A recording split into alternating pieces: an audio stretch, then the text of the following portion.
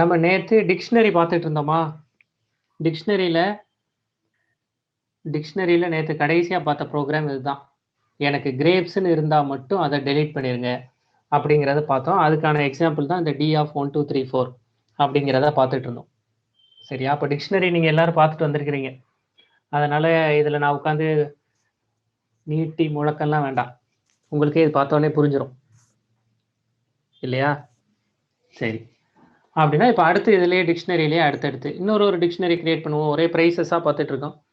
ஸ்டூடெண்ட்டுன்னு ஒன்று கிரியேட் பண்ணுவோம், இல்லை எம்ப்ளாயிஸ்னு ஒன்று கிரியேட் பண்ணுவோம். இப்போ நான் நேற்று ஸ்டூடெண்ட்ஸ் பார்த்தோமா, இன்றைக்கி எம்ப்ளாயிஸ்னு ஒன்று கிரியேட் பண்ணுவோம். எம்ப்ளாயிஸ், இப்போ நான் ஒரு 4-5 எம்ப்ளாயி வச்சுருக்கேன். அந்த எம்ப்ளாயியோட நேம் ஐடிலாம் எழுத போகிறேன். இப்போ நேற்று என்ன கதிரவன் அப்படின்னு ஒரு பேர் கொடுத்தோமா, கதிரவன் 100, விஎன் 101, நவீலன் 102, இந்த மாதிரி 4-5 பேர் கொடுப்போம். அருள் 103, இப்படி ஒரு 4-5 பேர் கொடுத்து வச்சு 1 2 3 4 பேர் கொடுத்துருக்கோமா, 4 பேர் இருக்கட்டும். இப்போ என்ன பண்ணியிருக்கோம், ஒவ்வொரு கேண்டிடேட்டோட ஒவ்வொரு எம்ப்ளாயி பேரை இதில் கொடுத்து வச்சுருக்கோம். கதிரவன், விஎன், நவீலன், அருள், இந்த மாதிரி ஒவ்வொரு கேண்டிடேட்டோட பேர் கொடுத்துருக்கோம். அவங்களோட எம்ப்ளாயி ஐடி கொடுத்துருக்கோம். இப்போ இதில் கதிரவன் இந்த பேர் தான் கீ, அவங்களோட எம்ப்ளாயி ஐடி தான் வேல்யூ. இப்போ ஒருத்தர் என்கிட்ட வந்து ஐயோ மாற்றி கொடுத்துட்டீங்க, நீங்கள் கீ வேல்யூ எப்படிங்க, எம்ப்ளாயி ஐடி தானேங்க கீயாக இருக்கணும், பேர் எம்ப்ளாயியோட பேர் தானேங்க வேல்யூவாக இருக்கணும். அப்போ இதில் இதை மாற்றணும். எதை மாற்றணும், கீயை வேல்யூவாகவும் வேல்யூவை கீயாகவும் மாற்றணும். எனக்கு ஐடியா கொடுங்களேன், எப்படி கீயை வேல்யூவாகவும் வேல்யூவை கீயாகவும் மாற்றலாம். முதல்ல அப்போ கீ வேல்யூவை பிரிண்ட் பண்ணி காட்ட முடியுமா உங்களால்? இதை கீயை வேல்யூவாகவும் வேல்யூவை கீயாகவும் மாற்றி ஒரு டிக்ஷனரியில் ஸ்டோர் பண்ணணும்.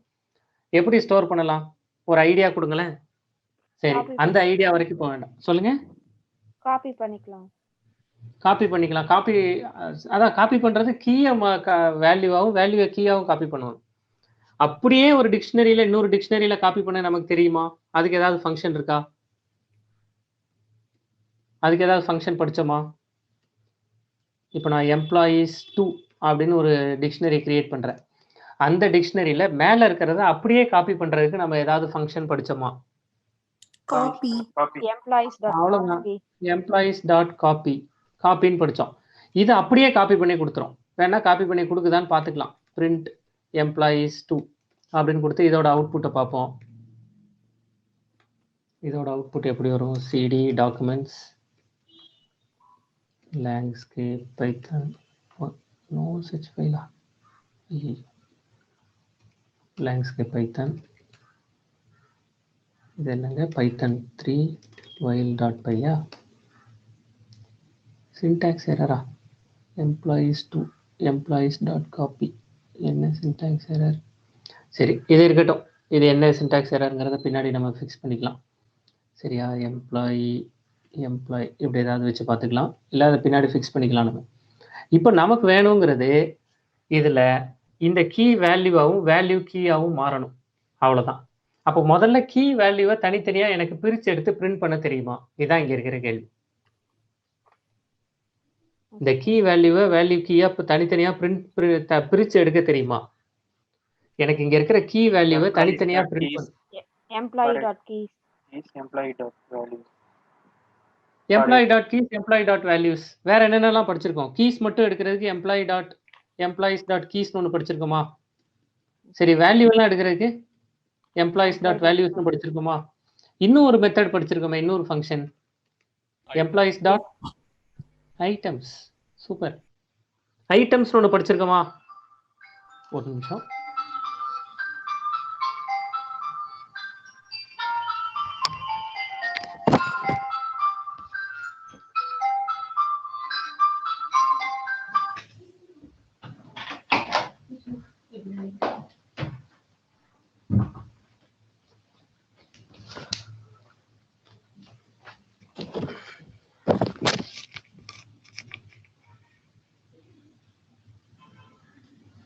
சாரிங்க, நான் பேசுறது கேட்குது இல்லை உங்களுக்கு? எம்ப்ளாயிஸ்.items ஒன்று படிச்சிருக்கோமா? ஆமா. எம்ப்ளாயீஸ் டாட் ஐட்டம்ஸ்ல இருந்து இந்த கீ வேல்யூவை தனித்தனியா பிரிண்ட் பண்றதுக்கு ஃபார் லூப் வச்சு படிச்சிருக்கோமா? படிச்சிருக்கோமா? எப்படி படிச்சோம்? For name comma ID in employees dot வேல்யூஸா எம்ப்ளாயீஸ் டாட் ஐட்டம்ஸா ஐட்டம்ஸ். இப்படி கொடுத்து இப்படி பிரிண்ட் பண்ணலாமா? பிரிண்ட் நேம் அதுலேயே கமா ஒரு கோலன் கொடுத்து ஐடி இப்படி பிரிண்ட் பண்ணலாமா? ஐடி நம்பர்னு வச்சுக்கிறேன். இப்படி பிரிண்ட் பண்ணலாமா? நேமும் எம்ப்ளாயோட நேமும் அவரோட நம்பரும். என்ன நடக்குது? சின்டாக்ஸ் எரரா? இன்னைக்கு என்ன ஆரம்பம்? டிக்ளரேஷன்ல கர்லி பிரேஸ் விட்டுட்டு இருக்கீங்க சார். ஓகே, அதுதான் முதல்ல இருந்து எரர் காமிச்சிட்டு இருக்கு. நல்ல கேட்ச். இப்படி வந்தது புரியுதா? கதிரவன் 100, விஎன் 101, நவீலன் 102, அருள் 103ங்கிறது புரியுதா? இப்போ என்ன கேட்குறாங்க? அப்போ நேமையும் நம்பரையும் தனித்தனியாக பிரித்து எடுத்துட்டீங்க. இப்போ எனக்கு இன்னொரு நான் ஒரு எம்ப்ளாயி நியூ எம்ப்ளாயீஸ்னு ஒன்று வச்சுக்கிடுவா, எம்ப்ளாயீஸ் 2 அப்படின்னு ஒன்று வச்சுக்கிடுறேன். எம்ப்ளாயீஸ் 2ன்னு ஒரு எம்டி டிக்ஷனரி வச்சுக்கிடுறேன். இந்த டிக்ஷனரியில் இப்படி பிரிண்ட் பண்ணுறதுக்கு பதிலாக employees 2 of number equals to name இப்படி கொடுக்கலாமா?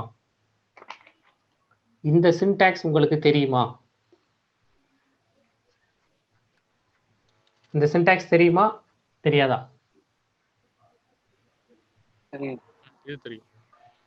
அவ்வளவுதான். அப்ப எம்ப்ளாயீஸ் எல்லாமே ஆமா. இந்த பக்கம் இருக்கிறது கீ, இந்த பக்கம் இருக்கிறது வேல்யூ. இப்போ எம்ப்ளாயீஸ் 2 பிரிண்ட் பண்ணி பார்த்தோம்னா அப்படியே மாறி பிரிண்ட் ஆயிடுச்சா? அவ்வளவுதாங்க. அப்படியே காப்பி பண்ணணும்னா டி டாட் அந்த எம்ப்ளாயீஸ் டாட் காப்பின்னு கொடுத்துக்கலாம், நேற்று கொடுத்த மாதிரி. எனக்கு இப்படி மாற்றி கொடுக்கணும்னா தனித்தனியாக எடுத்து மாற்றி கொடுங்க. Interchanging keys and values. நான் இதை அனுப்பிச்சு வைக்கிறேன், பண்ணிட்டு சொல்றீங்களா?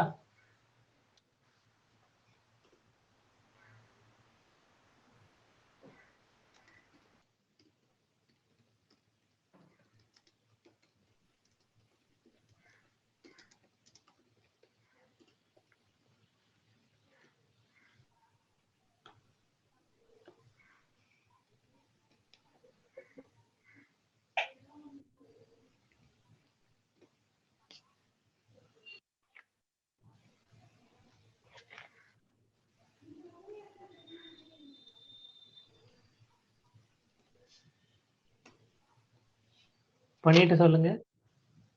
இப்ப பாருங்க, இப்ப நம்ம பண்ண வேண்டியது அடுத்து இதுதான். ஆனா அதுக்குள்ளேயே இவங்க துளசி பிரபா சரவணன் அவங்க அடிச்சு அனுப்பிச்சிருக்காங்க பாருங்க. இப்போ நம்ம பண்ணதை என்ன பண்ணோம்? இந்த ப்ரோக்ராமை காமிக்கிறேன். நம்ம பண்ண ப்ரோக்ராம் இதுதான். இதுல இன்னொரு டிக்ஷனரியில ஸ்டோர் பண்ணும். இப்போ இதுல என்ன கேள்வி வந்துடும்? அப்போ இன்னொரு டிக்ஷனரி தேவையா? அதே டிக்ஷனரியில ஸ்டோர் பண்ண முடியாதா அப்படின்னு கேட்டா சரியா தப்பா? அதே டிக்ஷனரியில இப்படி ஸ்டோர் பண்ண முடியாதா? நான் எனக்கு கண்டிப்பா இப்படி மாற்றி ஸ்டோர் பண்ணணும்னா இன்னொரு டிக்ஷனரி வேணுமா? அப்போ அதே டிக்ஷனரியில இப்படி சேவ் பண்ணி பார்ப்போமே. Run time error, dictionary changed size during iteration. இதே ப்ராப்ளம் நமக்கு நேற்றும் ரன் டைம் எரர் வந்தது, ஞாபகம் இருக்கா? ஃபார் லூப்பில் நம்ம லிஸ்ட்டு டிக்ஷனரியிலேருந்து லிஸ்ட் ஆஃப் ஐட்டம்ஸை எடுத்தோம். அப்படி லிஸ்ட் ஆஃப் ஐட்டம்ஸை எடுத்துக்கும் போது நம்ம காப்பி பண்ணிக்கிட்டே வரும்போது டெலீட் பண்ணோம். அப்படி டெலீட் பண்ணும்போது இல்லை ஃபார் லூப்பில் என்னால் இதை பண்ண முடியல அப்படின்னு வந்தது, ஞாபகம் இருக்கா? கரெக்டா? அதே ப்ராப்ளம் வருது. அந்த நம்பர் மாறிடுது. இப்போ இவங்க என்ன பண்ணியிருக்காங்க பாருங்க. இது நமக்கு ஞாபகம் இருக்கா? காம்ப்ரிஹென்ஷன், லிஸ்ட் காம்ப்ரிஹென்ஷன்லாம் பார்த்தோம், ஞாபகம் இருக்கா நமக்கு?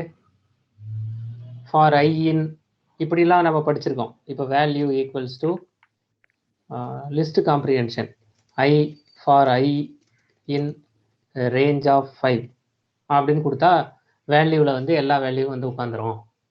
இப்படி நம்ம படித்தது ஞாபகம் இருக்கா? பிரிண்ட் ஆஃப் வேல் இப்படி நம்ம படித்தது உங்களுக்கு ஞாபகம் இருக்கா? Comprehension, list comprehension. லிஸ்ட் காம்ப்ரிஹென்ஷனுக்கு டப்பா போட்டு விட்டோம், இங்கே ஸ்கொயர் பிராக்கெட் போட்டு விட்டோம். அதே லிஸ்ட் காம்ப்ரிஹென்ஷனை இவங்க டிக்ஷனரி காம்ப்ரிஹென்ஷன், இவங்க வந்து வேல்யூ என்னன்னு வச்சுக்கிட்டாங்க, டிக்ஷனரி நேம் ஈன்னு வச்சுக்கிட்டாங்க. ஈன்னு வச்சுட்டு 2 வேல்யூ கொடுத்துட்டாங்க. கரெக்டா? அந்த ரெண்டையும் அப்போ நான் இங்கே ஐன்னு எழுதுற மாதிரி இங்கே கீ வேல்யூன்னு எழுதணும். ஆனால் இடம் மாற்றி வேல்யூ கீ அப்படின்னு எழுதிக்கிட்டாங்க. அப்போ வேல்யூ கீயா போய் அதே ஈல போய் உட்காருது. அப்படி உட்காந்து அதே டிக்ஷனரி அப்டேட் ஆகுது. இதையும் ட்ரை பண்ணி பார்க்குறீங்களா? அதுக்கு கோலன் தான் கொடுக்குமா, வேல்யூ கோலன் கீ தான் கொடுக்குமா? ஆமாம், வேல்யூ கோலன் கீ தான். கமாலாம் கொடுக்கக்கூடாது. கமா கொடு, வேல்யூ கமா. ஏன்னா டிக்ஷனரியில கோலன் தானே இருக்கு. Okay okay. இங்கே கோலன் இருக்குல்ல, அதனால. வேல்யூ ஆஃப் கீ இப்படி நம்ம ட்ரை பண்ணியிருக்கோமா? இந்த சின்டாக்ஸ் வந்து லிஸ்ட் எல்லாம் எடுத்துரும். நீங்க சொல்றது டிக்ஷனரி நேம் கொடுத்து ஆஃப் கீ தான் கொடுத்துருக்கோம், வேல்யூ ஆஃப் கீன்னு நம்ம கொடுக்கலையே. செலின் வந்து இப்படி ஒரு கேள்வி கேட்டிருக்கிறாங்க, வேல்யூ ஆஃப் கீ இப்படி கொடுக்க முடியாதா? நம்ம இந்த இடத்துல டிக்ஷனரி நேம் என்னவோ அதை கொடுத்து தான் நம்ம பழகிருக்கோம். இப்படி வேல்யூ ஆஃப் கீன்னு நம்ம கொடுத்து பழகலை. சரிதானே?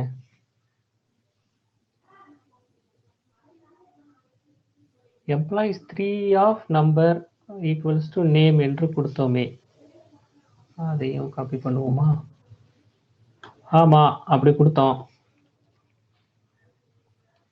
இப்படி கொடுத்தோம். இதுல எம்ப்ளாயிஸ் 3ங்கிறது உங்களோட டிக்ஷனரியோட பேரு. நீங்க இங்க கேட்கறது வேல்யூங்கிறது அந்த கீக்கு பக்கத்துல இருக்கிற வேல்யூ தானே சொல்றீங்க. வேல்யூங்கிறது இந்த பக்கம் இருக்கிறது தானே வேல்யூ. அப்போ அப்படி கொடுக்க முடியாது. ஒன்ஸ் மோர் ஐஸ்வர்யா, எதை சொல்றீங்க ஐஸ்வர்யா? எதை சொல்லணும்? இந்த துளசி பிரபா பண்ணியிருக்கிற ப்ரோக்ராமா, அதுக்கு முன்னாடி இருக்கிற ப்ரோக்ராமா? இங்க என்ன பண்ணியிருக்காங்க, நீங்க முதல்ல இது புரியாதவங்க ஃபார் கீ கோலன் வேல்யூனே வச்சு பாருங்க. இது short form for key comma value in e dot ஐட்டம்ஸ்ல இருக்கிறத அப்படியே திரும்ப கீ வேல்யூவாகவே கொண்டு போய் வைக்கிற ஷார்ட் ஃபார்ம்.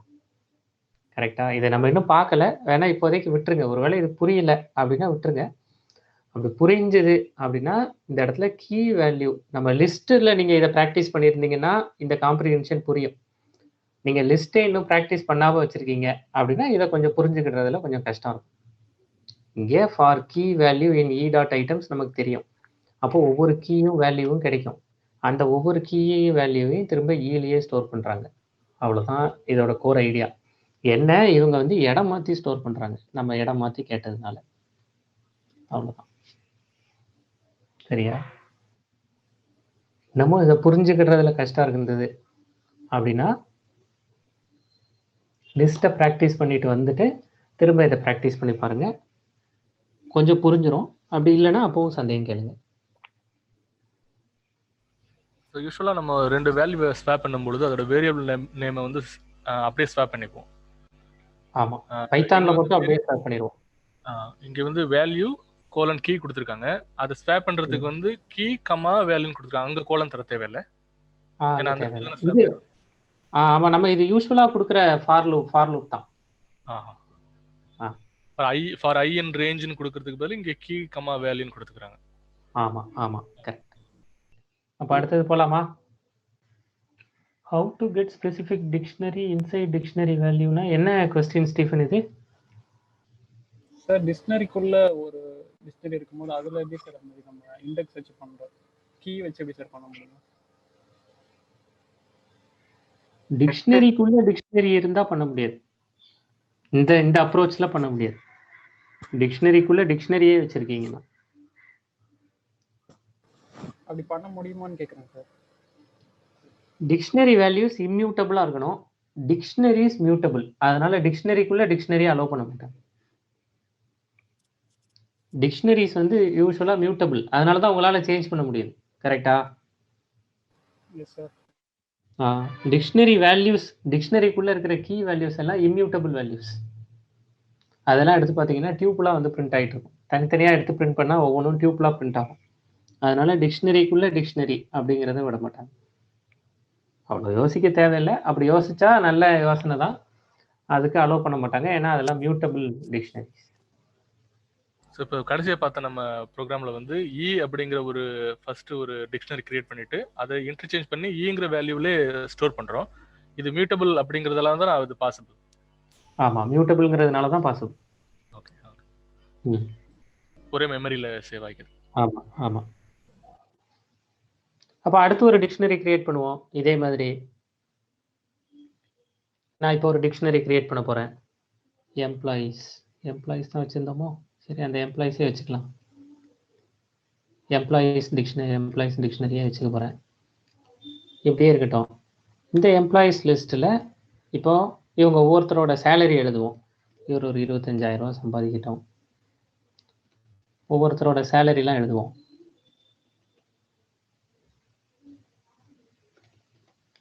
இப்படி இதெல்லாம் இவங்களோட சம்பளம்னு வச்சுக்கலாம். சரியா? இதில் யாரெல்லாம் எவ்வளவு 25, 30, 40, 18 யாரெல்லாம் 25,000 ரூபாய்க்கு மேலே சேலரி வாங்குறாங்க அப்படிங்கிற டீட்டெயில்ஸ் வேணும். எப்படி எடுத்துகிட்டு வரலாம்? அப்போ முதல்ல தெரிஞ்சதை செஞ்சுருவோம். For name comma salary in employees dot items அப்படின்னு கொடுத்துருவோம். கொடுத்து நேமையும் ஸ்பேஸ் கொடுத்துக்கலாமா? சேலரிஸ் அப்படின்னு கொடுத்துருவோம். கொடுத்து சேலரியை பிரிண்ட் பண்ணிடுவோம். அப்போ சேலரி எல்லாம் பிரிண்ட் ஆயிருமா? எல்லாரோட சேலரியும் பிரிண்ட் ஆயிடுச்சு. இதில் 25,000 ரூபாய்க்கு மேலே சேலரினா என்ன பண்ணுவீங்க? அவ்வளோதான். If salary greater than 25,000. அவ்வளோதானே? அந்த பழைய ஃபங்க்ஷன்ஸ் நமக்கு நல்லா தெரிஞ்சால் எவ்வளோ யூஸ்ஃபுல்லாக இருக்குங்கிறது பாருங்க. இதெல்லாம் பண்ணலாம். இந்த நேம் எல்லாம் எடுத்து ஒரு லிஸ்ட்டில் ஸ்டோர் பண்ண தெரியுமா உங்களுக்கு? கதிரவன், விஎன், நவீலன், அருள் இந்த 4ஐயும் எடுத்து ஒரு லிஸ்ட்டில் ஸ்டோர் பண்ணணும். அது பண்ணலாமா? இது ரொம்ப ஈஸியாக இருக்கும். அப்போ ஒரு லிஸ்ட் ரெடி பண்ணிக்கிடுவோமா? நேம்ஸ் அப்படின்னு ஒரு லிஸ்ட் ரெடி பண்ணிக்கவா? அப்படி கொடுத்துட்டு சரி இதை முதல்ல முடிச்சிருங்க. இதை முடிச்சுட்டு அதை ட்ரை பண்ணுவோம். இதை முடிச்சவங்க அதை ட்ரை பண்ணி பாருங்க.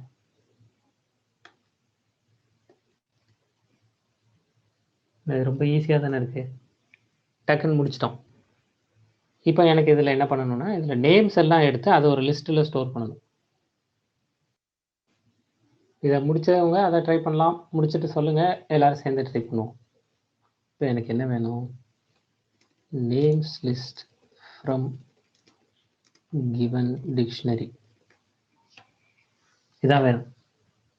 சரின்னு ஆன்சரே அடிச்சு அனுப்பிச்சிட்டாரு. நேம் லிஸ்ட்டுன்னு ஒன்று வச்சுக்கோங்க. எம்ப்ளாயீஸ் டாட் கீஸ் அதை மட்டும் எடுங்க.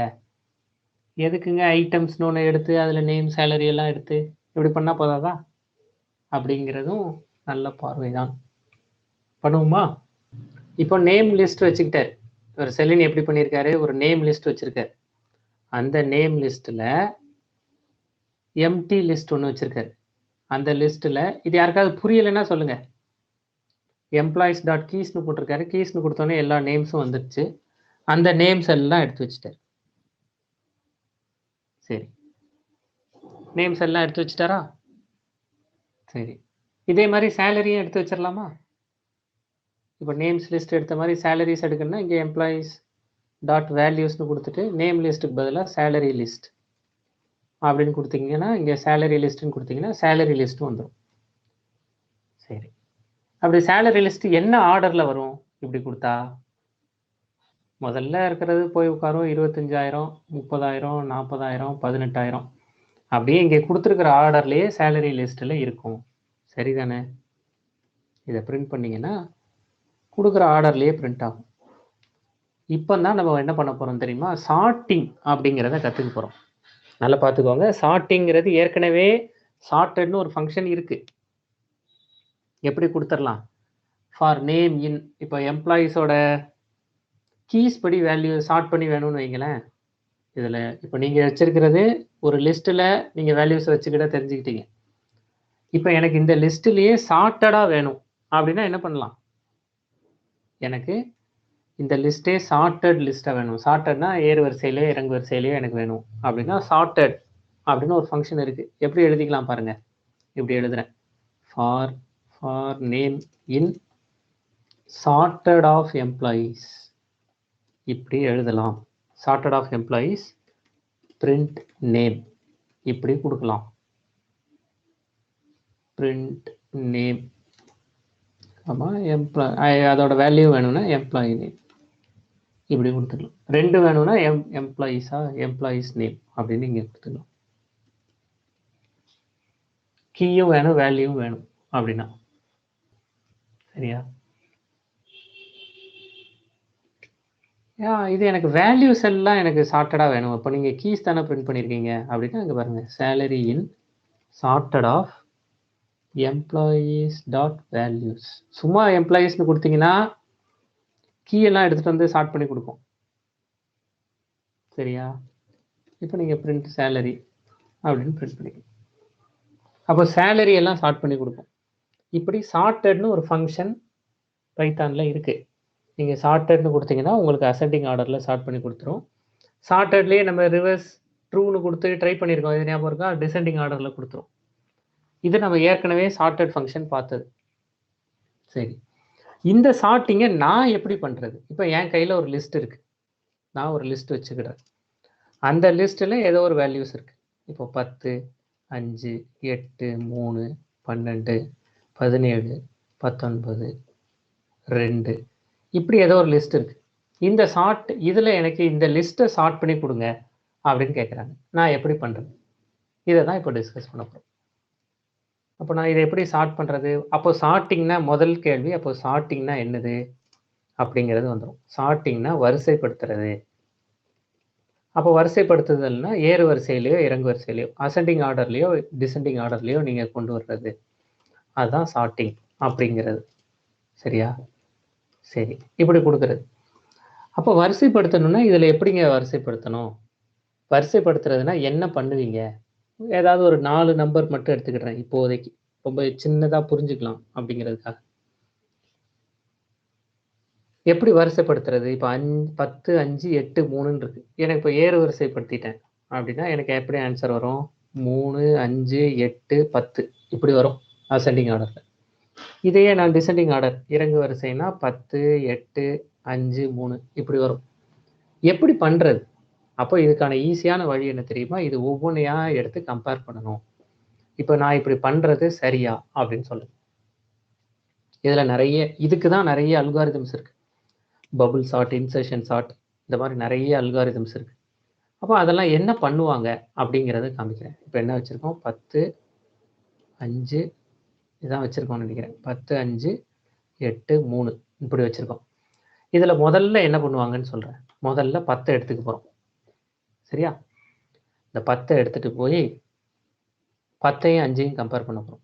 10ஐயும் 5ஐயும் இப்போ நம்ம வந்து அசெண்டிங் ஆர்டரில் வைக்கிறோம்னு வைங்களேன். 10ஐயும் 5ஐயும் கம்பேர் பண்ணால் 5 இங்கே வந்துடும். ரெண்டையும் கம்பேர் பண்ணுறேன். 10ஐ விட 5 சின்னதாக இருக்கான்னு. அப்படி சின்னதாக இருந்தால் இங்கே வந்துடும். இங்கே 8, 3 அப்படியே வச்சிருப்பேன். அடுத்து என்ன பண்ண போகிறேங்கிறத சொல்கிறேன். அடுத்து இது ரெண்டையும் கம்பேர் பண்ணுவோம். இது ரெண்டையும் கம்பேர் பண்ணி 5, 10ஐ விட 8 சின்னதாக இருக்கா? அப்போ 8 சின்னதாக இருந்தால் மட்டும். அப்போ 8 இங்கே வந்துடும், 10 இங்கே வந்துடும். அடுத்து என்ன பண்ண போகிறேங்கிறத சொல்கிறேன். 10ஐயும் 3ஐயும் கம்பேர் பண்ண போகிறேன். அப்போ இப்படி கம்பேர் பண்ணால் 5, 8, 10, 3 சின்னது இல்லை, 10 இப்படி வந்துடும். இப்போ நமக்கு அசெண்டிங் ஆர்டரில் இருக்கா இல்லையா? இல்லை. ஆனால் இப்படி ஒரு அப்ரோச் இருக்குது. இப்படி ஒரு அப்ரோச்சில் சரியா? இந்த அப்ரோச் என்னங்கிறத அடுத்தடுத்து சொல்கிறேன். இந்த அப்ரோச்சை எப்படி பண்ணலாம்? சரி, இப்போ நமக்கு இப்படி ஒன்று இருக்குது. இதில் இருக்கிறதுல பெரிய நம்பர் இப்போ கடைசி பொசிஷனுக்கு போயிடுச்சு. சரியா தப்பா? இருக்கிறதுல பெரிய நம்பர் கடைசி பொசிஷன். அப்போ நான் இதுக்கப்புறமா ஏன்னா கடைசி நம்பர் தான், பெரிய நம்பர் தான் கடைசிக்கு போகணும். அப்படி போயிடுச்சு. அப்போ இது தன்னோட சரியான இடத்துக்கு போயிடுச்சு. அப்போ இதுக்கு அப்புறமா நான் இந்த 3 நம்பரை மட்டும் கம்பேர் பண்ணினா போதும். எந்த 3? 5, 8, இது 3ஐயும் மட்டும் நான் கம்பேர் பண்ணுனா போதும். சரியா தப்பா? சரி. Correct. சரி. சரிதான். அப்ப நான் என்ன பண்ண போறேன் தெரியுமா? இது 2ஐயும் கம்பேர் பண்ண போறேன். அப்ப இது 2ஐயும் கம்பேர் பண்ணி 5 விட 8 பெருசா இருக்கு. அப்ப 8 அங்கேயே இருக்கட்டுமா? இல்ல 8 இடம் மாத்திருவோமா? அங்கேயே வச்சிருவோம். ஏன்னா 8 பெருசா தானே இருக்கு. அதுக்கப்புறம் இந்த 8ஐயும் 3 மேல 4 நம்பருக்கு பண்ணோம்ல, இப்ப 3 நம்பருக்கு பண்றோம் அவ்வளவுதான். இது 2ஐயும் கம்பேர் பண்றோம். 8 விட 3 சின்னதா தானே இருக்கு. அப்போ 3 இங்கே கொண்டு வந்துருவோம். 8 இங்கே கொண்டு போயிருவோமா? அவ்வளவுதான். இப்ப 8 இதுக்கப்புறமா இந்த இடத்துல 10ன்னு ஒண்ணு இருக்கு. நம்ம 10 கரெக்டான இடத்துக்கு போனதுனால அத நம்ம தொந்தரவே பண்ணல. அது இஷ்டத்துல அதோட இடத்துல இருக்கட்டும்னு விட்டுட்டோம். இப்ப இத முடிக்கும்போது 8 தன்னோட கரெக்டான பொசிஷனுக்கு போயிருச்சு. ஏன்னா 8க்கு அப்புறம் 10 இருக்கு. அப்ப இவங்க 2 பேரும் தன்னோட கரெக்டான இடத்துல போய் உட்கார்ந்துட்டாங்க. சரியா தப்பா? இதுல உங்களுக்கு யாருக்கும் சந்தேகம் இருக்கா? இதுல அப்படி சந்தேகம் இல்ல அப்படின்னா அடுத்தது போறேன். அடுத்தது என்ன பண்ண போறேன்? முதல் 2 நம்பர் இப்ப 8ம் 10ம் கரெக்டான இடத்துல உட்கார்ந்துட்டாங்க. அதனால 5ஐயும் 3ஐயும் எடுத்துக்கிட்டேன். இவங்க 2 பேரும் ஏன்னா 8, 10 சரியான இடத்துல தான் இருக்காங்க. அப்ப இவங்க 2 பேரையும் எடுத்துட்டு இவங்க 2 பேரையும் கம்பேர் பண்ண போறேன். 5ஐ விட 3 சின்னதா? ஆமான்னு எனக்கு கிடைச்சதுன்னா 3 இங்க உட்கார வச்சிருவேன். 5 இங்க உட்கார வச்சிருவேன். ஏற்கனவே 8 இங்க உட்கார்ந்திருக்காரு. 10 இங்க உட்கார்ந்திருக்காரு. அப்ப 8ம் 10ம் இங்க உட்கார்ந்திருக்கிறதுனால நமக்கு 3, 5, 8, 10ன்னு சரியான நம்பர்ஸ் சரியான ஆர்டர்ல அசெண்டிங் ஆர்டர்ல கிடைச்சிருச்சு. இது உங்க யாருக்கும் புரியலையா? இப்ப நான் என்ன பண்ணுனேங்கிறது உங்களுக்கு புரியுதா? இப்ப நான் சொல்லியிருக்கிறது யாருக்கும் புரியாம இருந்தா சொல்லுங்க. இதுக்கு பேர் தான் பபுள் சார்ட் அப்படின்னு சொல்ல போறாங்க. நம்ம அந்த பபுள் சார்ட்டை புரிஞ்சுக்கிட்டோம் அவ்வளவுதான். இது யாருக்கும் புரியாம இருக்குதா? அப்போ இதை என்ன பண்ண போறேன்னா இதுக்கு அப்புறம் தான் யோசிக்க போறேன். ஓ இப்படி பண்றாங்களா அப்படின்னு. இப்போ இது 1 பார்ட் 1. பார்ட் 1ல கொடுத்திருந்த 4 நம்பரையும் எடுத்துக்கிட்டாங்க. 4 நம்பரையும் எத்தனை தடவை கம்பேர் பண்ணாங்க? 4 நம்பர் கொடுக்கும்போது 4 நம்பரை எத்தனை தடவை தான் கம்பேர் பண்ண முடியும்? 4 முறை. 3 தடவை தான் பண்ண முடியும். 4 டைம்ஸ் பண்ணலையே. 3 தடவை தான். 3 டைம்ஸ். 1 ஒவ்வொரு தடவையும் ஒவ்வொரு 2 நம்பரை கம்பேர் பண்ண ஆரம்பிச்சிருவோம்ல. அதனால 4 டைம்ஸ் பண்ணல. 3 தடவை பண்ணோம். சரி. அப்போ முதல் தடவை பண்ணும்போது எனக்கு இது முதல் தடவை. சரியா? முதல் தடவை பண்ணும்போது 4 நம்பரை 3 கம்பேர் பண்ணேன். ஒருத்தர் கரெக்டான இடத்துக்கு போயிட்டாரு. 2வது தடவை என்ன பண்ணுனேன்? 3 நம்பரை எடுத்து கம்பேர் பண்ணோம். 3 நம்பரை எடுத்து எத்தனை கம்பாரிசன் நடந்திருக்கு? 2 கம்பாரிசன் தான் நடந்திருக்கு. கரெக்டா? இது 2 தானே நடந்திருக்கு. இதுவும் தானே நடந்திருக்கு. 2 கம்பாரிசன் நடந்திருக்கு. அப்போ 2வது பெரிய நம்பர் அவரோட கரெக்டான இடத்துக்கு போயிட்டார். 3வது தடவை என்ன பண்ணேன்? இதான் 3வது தடவை. 3வது தடவை ஒரே ஒரு கம்பாரிசன் தான் பண்ணணும். 2 நம்பரை எடுத்துக்கிட்டோம். ஒரு கம்பாரிசன் பண்ணணும். அப்போ 3 நம்பரும் கரெக்டான இடத்துக்கு போயிட்டாங்க. மீதி ஒரே ஒருத்தர் தான் இருக்காரு. அப்போ அவரும் கரெக்டான 4 பேர்ல 3 பேர் கரெக்டான இடத்துல இருக்காங்கன்னா இவரும் கரெக்டான இடத்துல தான் இருப்பாரு. இது புரியுதா? இந்த கதை புரிஞ்சதுன்னா போதும். இதை எப்படி ப்ரோக்ராமா மாத்துறதுன்னு நீங்க யோசிக்க வேண்டிய தேவையில்லை. இந்த கதை புரிஞ்சிருச்சுன்னா இந்த கதையை அப்படியே ப்ரோக்ராமா மாத்த போறோம். எப்படி மாத்துறது? மாத்துவோம். ஒன்னொன்னா ட்ரை பண்ணி பார்ப்போம். இந்த கதை புரிஞ்சிருச்சுன்னா இந்த கதையில இருந்து எனக்கு கிடைக்கிற ஓவர்வியூ இப்படி பண்ணலாமோ அப்படிங்கிறது மாதிரியான இன்புட்ஸ் என்னென்ன அப்படிங்கறத சொல்றேன். கண்டிப்பா இந்த கதையை எக்ஸிக்யூட் பண்றதுக்கு எனக்கு ஒரு லூப்பிங் தேவைப்படும். ஏன்னா நான் திரும்ப ஒரே வேலை. ஒரு நம்பர் எடுத்துக்கிட்டு அதுக்கு பக்கத்து நம்பரோட கம்பேர் பண்றது, ஒரு நம்பர் எடுத்துட்டு அதுக்கு பக்கத்து நம்பரோட கம்பேர் பண்றது, ஒரு நம்பர் எடுத்துட்டு அதுக்கு பக்கத்து நம்பரோட கம்பேர் பண்றது, இப்படியே நான் கம்பேர் பண்ணியிருக்கேன். அப்போ எனக்கு லூப்பிங் தேவைப்படும். சரியா தப்பா? திரும்ப ஒரே வேலையை செஞ்சிருக்கிறதுனால அப்போ அந்த லூப்பிங்கை நான் இப்போ எப்படி பண்றது அப்படின்னு பார்க்க போறேன். எப்படி பண்றது? முதல்ல எல்லாத்துக்கும் பண்ண தெரியாது. முதல்ல ஒரு நம்பரையும் அதுக்கு பக்கத்து நம்பரையும் கம்பேர் பண்ண தெரியுமா? ஒரு நம்பரையும் 10ஐயும் 5ஐயும் மட்டும் கம்பேர் பண்ணணும். ஒருவேளை 10 5ஐ விட பெருசா இருந்ததுன்னா இடம் மாத்திரணும். அப்போ 10ங்கிறது இதை நான் வந்து ஒரு லிஸ்ட்னு வச்சுக்கிட்டேன்னா, இப்போ என் கையில இருக்கிற இது வந்து ஒரு லிஸ்ட்னா இது லிஸ்ட் ஆஃப் 0, இது லிஸ்ட் ஆஃப் 1, லிஸ்ட் ஆஃப் 2 இது லிஸ்ட் ஆஃப் 3. அப்போ நான் முதல்ல என்ன பண்ணியிருக்கேன், லிஸ்ட் ஆஃப் இந்த லிஸ்ட்டுக்கு எல்லுன்னு பேர் வச்சுக்கிட்டேன்னா எல் ஆஃப் 0வையும் எல் ஆஃப் 1ஐயும் கம்பேர் பண்ணியிருக்கேன். எப்படி கம்பேர் பண்ணியிருக்கேன், எல் ஆஃப் 0 எல் ஆஃப் 1 விட பெருசாக இருக்கான்னு பார்த்துருக்கேன். இப்படி if L of 0 is greater than L of 1 அப்படி இருந்ததுன்னா எல் ஆஃப் 1ல் எல் ஆஃப் 0வையும் எல் ஆஃப் 0ல் எல் ஆஃப் 1ஐயும் வச்சுருக்கேன். இது வரைக்கும் எழுதியிருக்கிறது யாருக்கும் புரியலையா? இதான் பண்ணியிருக்கேன். 10ஐயும் 5ஐயும் கம்பேர் பண்ணேன். 10 பெருசாக இருந்ததுன்னா 5 இருந்த இடத்துக்கு 10ம் 10 இருந்த இடத்துக்கு 5ம் போயிடுச்சு. அப்போ இதை பைத்தானில் எப்படி எழுதலாம்னா சேர்த்து ஒரே லைனில் எழுதிடலாம். எப்படி எழுதிடலாம், L of 0, L of 1 equals to L of 1, L of 0. இப்படி எழுதிட்டா இவங்க 2 பேரும் இடம் மாறிடுவாங்க. ஸ்வாப்பிங் 2 நம்பர்ஸ் இப்படி தானே, ஏவோட வேல்யூ பிக்கும் பியோட வேல்யூ ஏக்கும் போனோம்னா A comma B equals to B comma A அப்படின்னு கொடுத்துடலாம். இது வரைக்கும் சொல்லியிருக்கிறது யாருக்கும் புரியலையா? புரியுது, அவ்வளோதான். அதுக்கு அடுத்து என்ன பண்ணினேன், இப்போ ஃபர்ஸ்ட் 10ஐயும் 5ஐயும் கம்பேர் பண்ணேன். அடுத்து என்ன பண்ணேன் 10 வந்து இப்போ 1வது பொசிஷன் போயிருச்சு. அந்த 10ஐ எடுத்துகிட்டு போய் 8 கூட கம்பேர் பண்ணேன். அப்போ 1வது பொசிஷனில் இருந்த 10ஐயும் 2வது பொசிஷனில் இருந்த 8ஐயும் கம்பேர் பண்ணேன். ஒருவேளை 10 பெருசாக இருந்ததுன்னா இங்கே 1, 2 ஈக்குவல்ஸ் டு 2, 1 இப்படி மாற்றினேன். அப்போ 10 இப்போ 3வது பொசிஷனுக்கு போயிடுச்சு. 10 இப்போ இந்த இடத்துக்கு போயிடுச்சு, அதாவது செகண்ட் 0, 1, 2க்கு போயிடுச்சு. அதுக்கப்புறம் என்ன பண்ணேன், இப்போ நான் பண்ணினதை அப்படியே எழுதுறேங்க. எல் ஆஃப் 2வையும் எல் ஆஃப் 3ஐயும் கம்பேர் பண்ணேன். 10 எடுத்துகிட்டு போய் 3 கூட கம்பேர் பண்ணேன். அப்படி இருந்துச்சுன்னா எல் ஆஃப் 2வையும் எல் ஆஃப் 3 இப்படி இருந்தால் மட்டும்தானே ரெண்டையும் இடம் மாற்றணும், பெருசாக இருந்தால் மட்டும்தானே. அதனால தான் இஃப் கொடுத்துக்கிட்டோம். எல் ஆஃப் 3, எல் ஆஃப் 2 இப்படி பண்ணியிருக்கிறதுல உங்களுக்கு யாருக்காவது சந்தேகம் இருக்கா?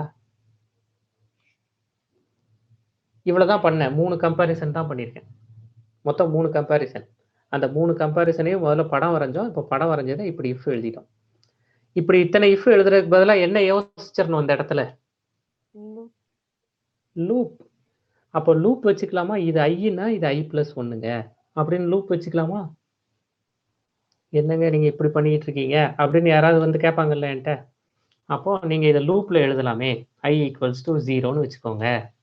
வைல் i லெஸ் தேன் உங்களோட நீங்கள் வச்சிருக்கிற லிஸ்ட்டுக்கு எல்லுன்னு பேர் வச்சுருக்கீங்கன்னா லென் ஆஃப் எல்ல பாருங்கள். லென் ஆஃப் எல் என்னது, 4 தானே, 4 நம்பர் தானே இருக்குது. அப்போ 0, 1, 2, 3 வரைக்கும் வச்சுக்கோங்க.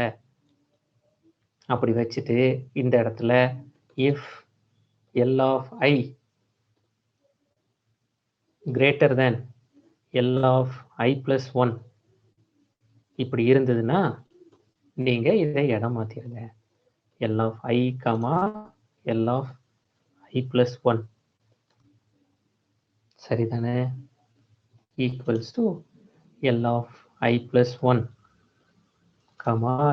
எல் ஆஃப் i இப்படி இடம் மாற்றிருங்க. அப்போ இந்த லூப் சரியான லூப் தானா இப்படி எழுதுறது? அப்போ இந்த லிஸ்ட்டை ரெடி பண்ணி பார்ப்போமா? இப்படி ஒரு லிஸ்ட்டை வச்சு பார்ப்போமா? இதான் நம்மகிட்ட ஏற்கனவே லிஸ்ட்டு கொடுத்துட்டாங்கல்ல. அப்போ இந்த லிஸ்ட்டை வச்சுட்டு நம்ம இப்படி ட்ரை பண்ணி பார்ப்போமா? கடைசியாக முதல்ல பிஃபோர் சார்ட்டிங் லூப்பை பிரிண்ட் பண்ணிடுவோம். பிஃபோர் சார்ட்டிங் அப்படின்னு கொடுத்துட்டு அந்த லூப் இல்லை லிஸ்ட்டை பிரிண்ட் பண்ணிடுவோம். ஆஃப்டர் சார்ட்டிங் லூப்புக்கு அப்புறமா இது இந்த ப்ரோக்ராம் சரியா, இதில் ஏதாவது தப்பு இருக்கா? ஆஃப்டர் சார்ட்டிங் அப்படின்னு கொடுத்து அப்பவும் லிஸ்ட்டை பிரிண்ட் பண்ணி பார்ப்போம். பண்ணுவோமா? ட்ரை பண்ணுவோம். பண்ணமா லேண்ட்ஸ்கேப் பைத்தான் இதில் போய் என்ன வச்சுக்கலாம், பபுள் சார்ட் bubble.py அப்படின்னு இதை சேவ் பண்ணி வச்சுக்கிறேன். சரி, இதை சேவ் பண்ணி வச்சுட்டு திட்டு வாங்கலாம், ரெடியாக இருங்க, நம்ம எல்லாரும் சேர்ந்து வாங்கிக்கலாம். bubble.py before sorting. After sorting என்ன பண்ணியிருக்கு, அடடா ஒரு தப்பு பண்ணிட்டோமே, ஒரு பெரிய தப்பு பண்ணியிருக்கேன், நீங்கள் யாருமே என்கிட்ட சொல்லவே இல்லையே. என்ன தப்பு பண்ணியிருக்கேன்னு சொல்கிறீங்களா?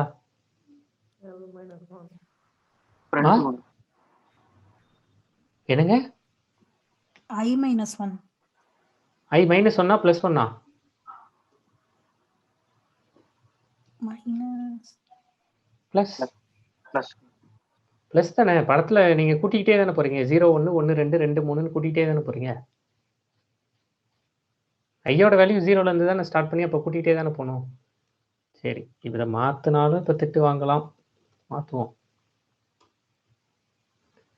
அடடா, சேவ் பண்ணாமல் மாற்றி விட்டுட்டேன் பாருங்க. சேவ் பண்ணிட்டேன். சரி,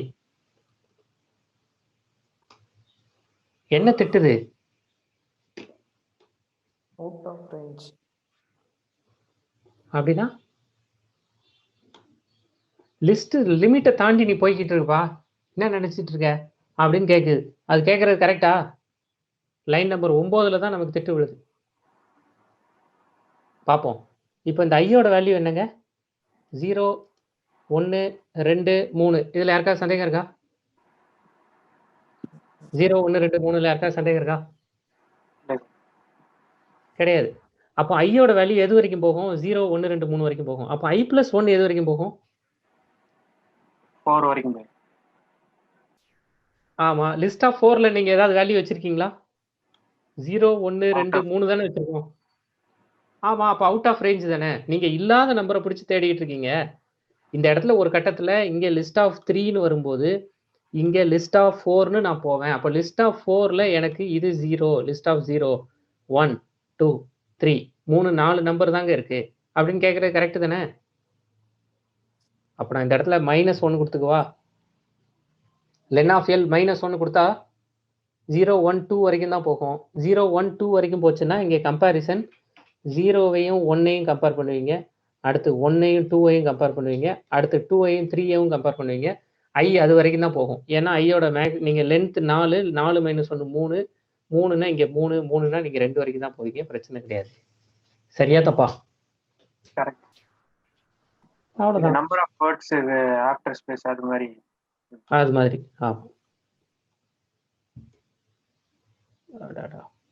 சேவ் பண்ணிட்டேன்னா ஆஃப்டர் சார்ட்டிங் 5 8 3 10 10 கரெக்டான பொசிஷனுக்கு போயிருச்சா? 10 நம்ம இதானே எதிர்பார்த்தோம். ஸ்டார்ட் பண்ணதுக்கப்புறம் 10 தன்னோட கரெக்டான இடத்துக்கு போயிருக்கணும்னு தானே எதிர்பார்த்தோம். சரிதானே? இதுதான் நம்ம பண்ணியிருக்கோம். எது பண்ணியிருக்கோம்?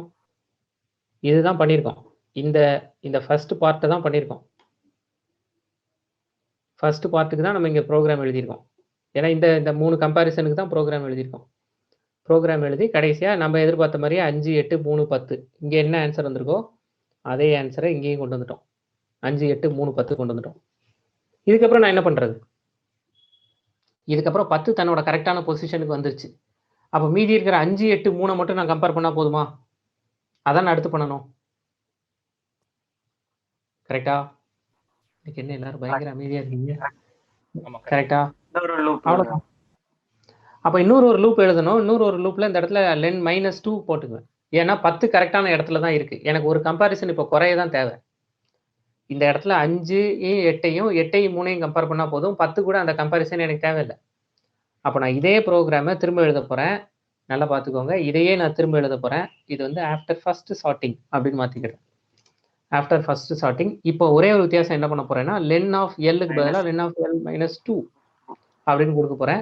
இப்போ ஆஃப்டர் செகண்ட் சார்ட்டிங் எனக்கு என்ன அவுட்புட் வருதுன்னு பிரிண்ட் பண்ணி பார்க்க போகிறேன். ஆஃப்டர் செகண்ட் சார்ட்டிங் ட்ரை பண்ணி பார்ப்போம்.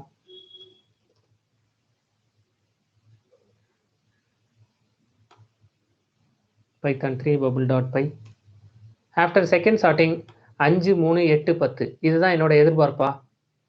ரெண்டாவது சார்ட்டிங் முடிஞ்சதுக்கப்புறம் 5 3 8 10 இதான எதிர்பார்ப்பு. கரெக்டாக வந்துருச்சு. அப்போ அடுத்த சார்ட்டிங் எத்தனை கம்பேர் பண்ணணும்? ஒரே ஒரு கம்பேர் பண்ணால் போதும். முதல்ல 3 கம்பேர், அடுத்து 2 கம்பேர், அடுத்து ஒரே ஒரு. ஆமாம். அப்போ ஆஃப்டர் செகண்ட் சார்ட்டிங் இந்த இடத்துல லென் -3 கொடுத்துட்டு லென் -3 அப்படின்னு இதில் கொடுத்தா போதும். கரெக்டா? இப்படி கொடுத்துட்டு அப்போ ஆஃப்டர் தேர்ட் சார்ட்டிங்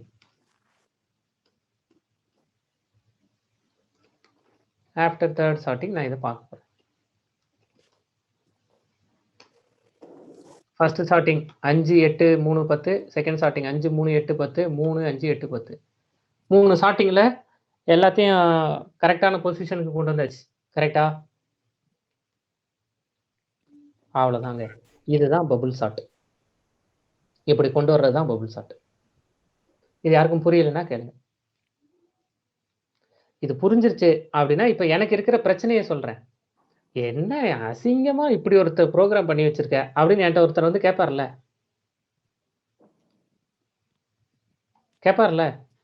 என்ன இந்த ப்ரோக்ராம், இப்போ நான் இந்த ப்ரோக்ராமை காப்பி பண்ணி வைக்க போகிறேன். இந்த ப்ரோக்ராமை வச்சுட்டு அவுட்புட் கொண்டு வந்துட்டேங்க அப்படின்னு நான் ஒருத்தட்ட போய் காப்பி பண்ணி இதாங்க என்னோட அவுட்புட் அப்படின்னு நான் ஒருத்தட்ட போய் சொல்ல போகிறேன்.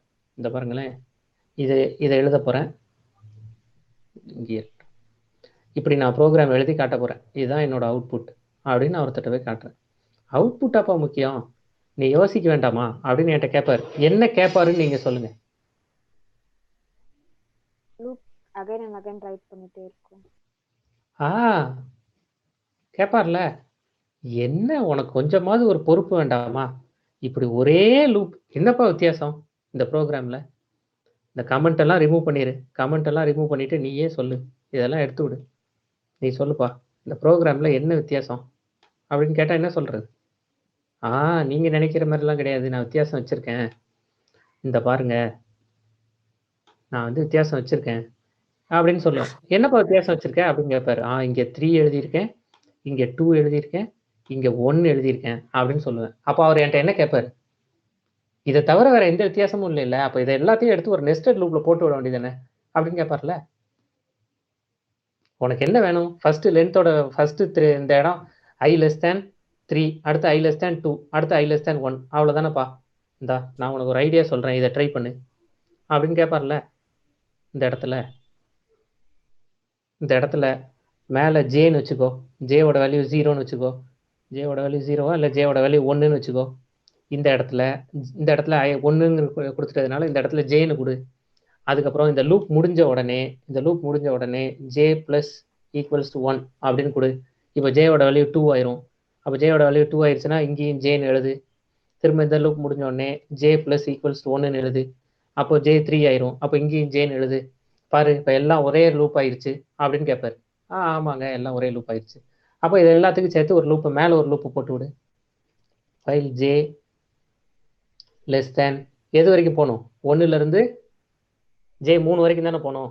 3ங்கிறது J less than len of L. இப்படி போட்டு இதெல்லாம் உள்ள தள்ளி விட்டுரு அப்படின்னு சொன்னா நல்ல ஐடியா தானே?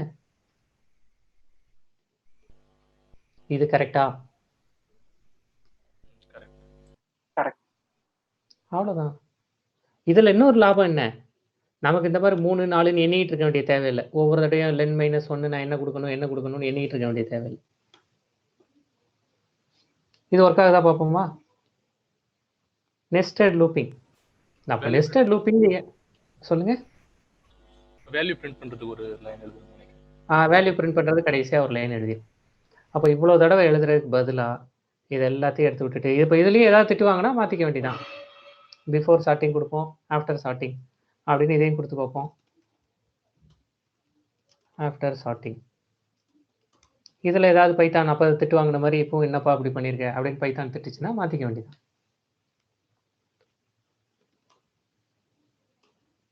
ஆஃப்டர் சார்ட்டிங் 5 8 3 10 கரெக்டாக வந்திருக்கா? வரல, ஏன்னா நான் சேவ் பண்ணியிருக்க மாட்டேன்னு நினைக்கிறேன்.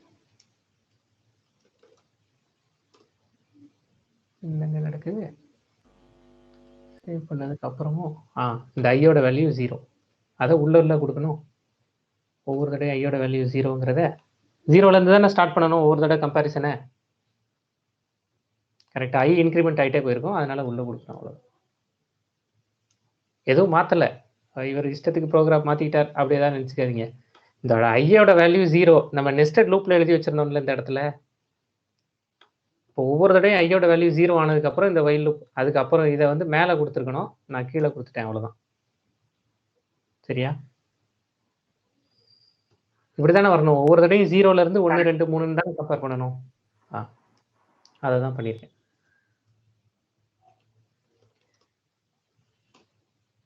3 5 8 10. கரெக்டா? அப்போ நெஸ்டட் லூப்பிங் இதுதான் பபிள் சார்ட். இப்போ நம்ம பண்ணியிருக்கிறது தான் பபிள் சார்ட். அவ்வளோதாங்க. அப்போ பிஃபோர் சார்ட்டிங் ஆஃப்டர் சார்ட்டிங் புரியுதா? இதுதான் பபிள் சார்ட். இப்போ நம்ம பண்ணியிருக்கிறது தான். இதே மாதிரி இன்சர்ஷன் சார்ட் இருக்கு, நிறைய சார்ட்டிங் இருக்கு, அதெல்லாம் பின்னாடி பார்த்துக்கலாம். எப்படி இருந்தாலும் இது புரியுதா? அப்போ இது வைல் லூப்ல புரிஞ்சிருச்சு அப்படின்னா, இது வைல் லூப்ல புரிஞ்சது இருக்கட்டும், இதை அனுப்பிச்சு வைக்கிறேன், இதை செஞ்சிட வேண்டாம். இதை ஃபார் லூப்ல பண்றது இன்னும் ஈஸி. அதையும் முடிச்சிருவோமா? ஃபார் லூப்லையும் பபிள் சார்ட்டை முடிச்சிருவோமா? இதுல யாருக்கும் கேள்வி இருந்தா சொல்லுங்க, இல்லைன்னா இதை ஃபார் லூப்லையும் பண்ணிட்டு உங்களுக்கு டைம் தரேன், ரெண்டையும் முடிச்சு ட்ரை பண்ணி பாருங்க. ஃபார் இதை விட ஈஸி. இதை ஃபார்ல எழுதுறது மாதிரி ஒரு ஈஸியான விஷயம் கிடையாது. நான் சும்மா வயல்ல உங்களுக்கு தெரியட்டும் அப்படிங்கிறதுக்கு ஃபார் வயல் காமிச்சேன். ஃபார் எழுதுனா அது இதை விட ஈஸியா இருக்கும். ஃபார்ல முதல்ல இன்னர் வயல் லூப்பை ஃபார்ல எழுதுவோமா? சரி, அப்போ நான் இதை வந்து ஃபார் லூப்ல பண்ண போறேன். அப்போ ஃபார்ல எப்படி பண்றது? இதை ரொம்ப ஈஸிங்க. ஃபார்ல இதை பண்றது பிஃபோர் ஸ்டார்டிங் அப்படியே வச்சுக்க போறோம். இப்போ பாருங்க, இப்போ ஃபார் லூப்ல பண்றது எப்படி? ஃபார் ஐ தானே உள்ள வச்சிருக்கோம், அந்த இன்னர் ஃபார் ஒயில தான் ஃபர்ஸ்ட் எழுத போறேன். For i in range of முதல்ல என்ன பண்ண போறேன் தெரியுமா? லென்த் எடுத்து வச்சுக்க போறேன். லென்த் எடுத்து வச்சுக்குமா? லென் ஆஃப் எல் -1 இதானே கொடுக்கணும். ஈஸியா இருக்கிறதுக்காக for i in range of, நீங்க வைல் லூப்ல என்ன எழுதிருக்கீங்களோ அதான் 0ல இருந்து n வரை.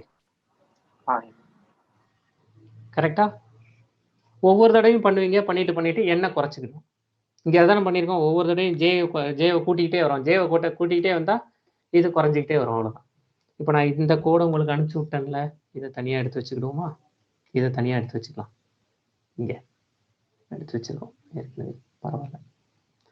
சரி, இப்போ for i in range of 0, n இது உள்ள வரப்போறோம். அதே தாங்க, வேற என்ன எழுத தெரியும்?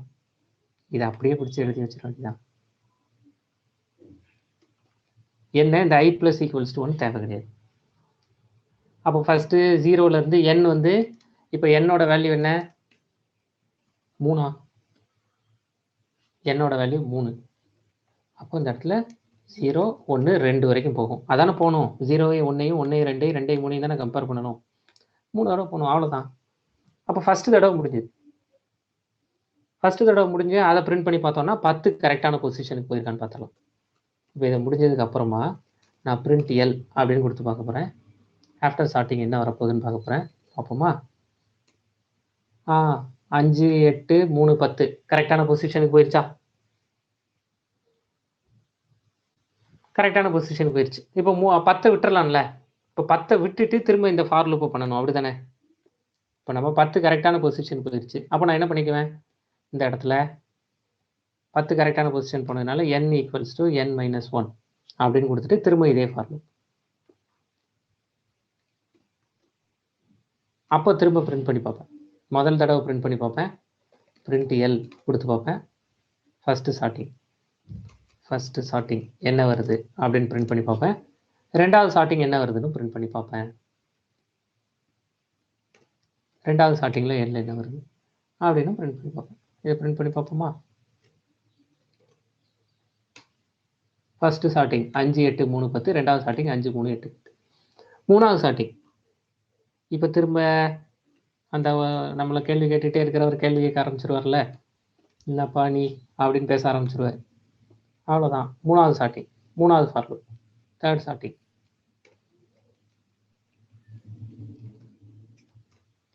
மூணாவது ஸ்டார்டிங்ல 3 5 8 10. இப்போ என்ன பண்ண போறோம்? 3 தடவை அப்படி ஃபார் லூப் எழுதுறது. ஒவ்வொரு தடவைக்கும் ஒவ்வொரு ஃபார் லூப்பா? அப்போ 50 நம்பர் இருந்தால் 50 ஃபார் லூப்பா எழுதுறது நல்லா இருக்காதுல்ல? அவ்வளோதான். For j in range of கரெக்டா 0, n அத்தனை தடவை இந்த ஃபார் லூப்பை கொண்டு போங்க.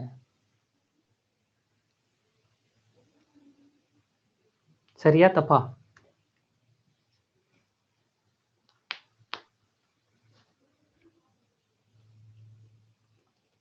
ஆஃப்டர் சார்ட்டிங் அப்படின்னு கொடுத்துக்கலாம்.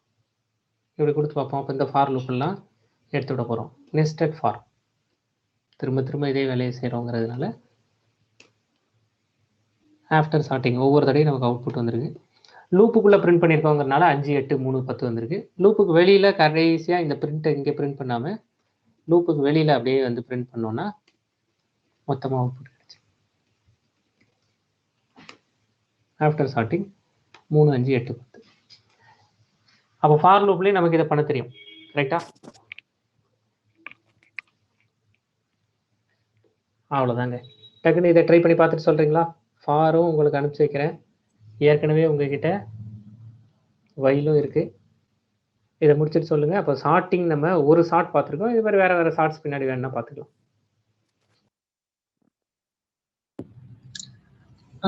போன முறை வந்து ஒரு வீட்டு பாடத்துக்கு இந்த சார்ட்டிங் பண்ணியிருந்தோம். சரி. அதுல வந்து நான் வேற மாதிரி ஒரு முயற்சித்து பார்த்தேன். அது எப்படின்னா, முதல்ல அவுட்டர் லூப்க்கு வந்து i = 0 to length of n. சரி. இன்னர் லூப்க்கு வந்து j = i to n அப்படி போட்டு, சரி, அதுக்கு பிறகு உள்ள இருக்கக்கூடிய i+1 i+1 போடாம i, j = அந்த ஸ்வாப்பிங் = j, i அப்படி போட்டுட்டோம்னா அது வந்துச்சு எனக்கு. வரும். நீங்க பண்ணியிருக்கிறது செலெக்ஷன் ஷார்ட்டா இருக்கும், அப்படி இல்லைன்னா இன்சர்ஷன் ஷார்ட்டா இருக்கும். ஓ சரி சரி சரி சரி, அது இன்னொரு மெத்தட் இல்லையா? சரி, இன்னொரு. சரி சரி. இப்போ நம்ம பண்ணியிருக்கிறத காமிக்கிறேன்.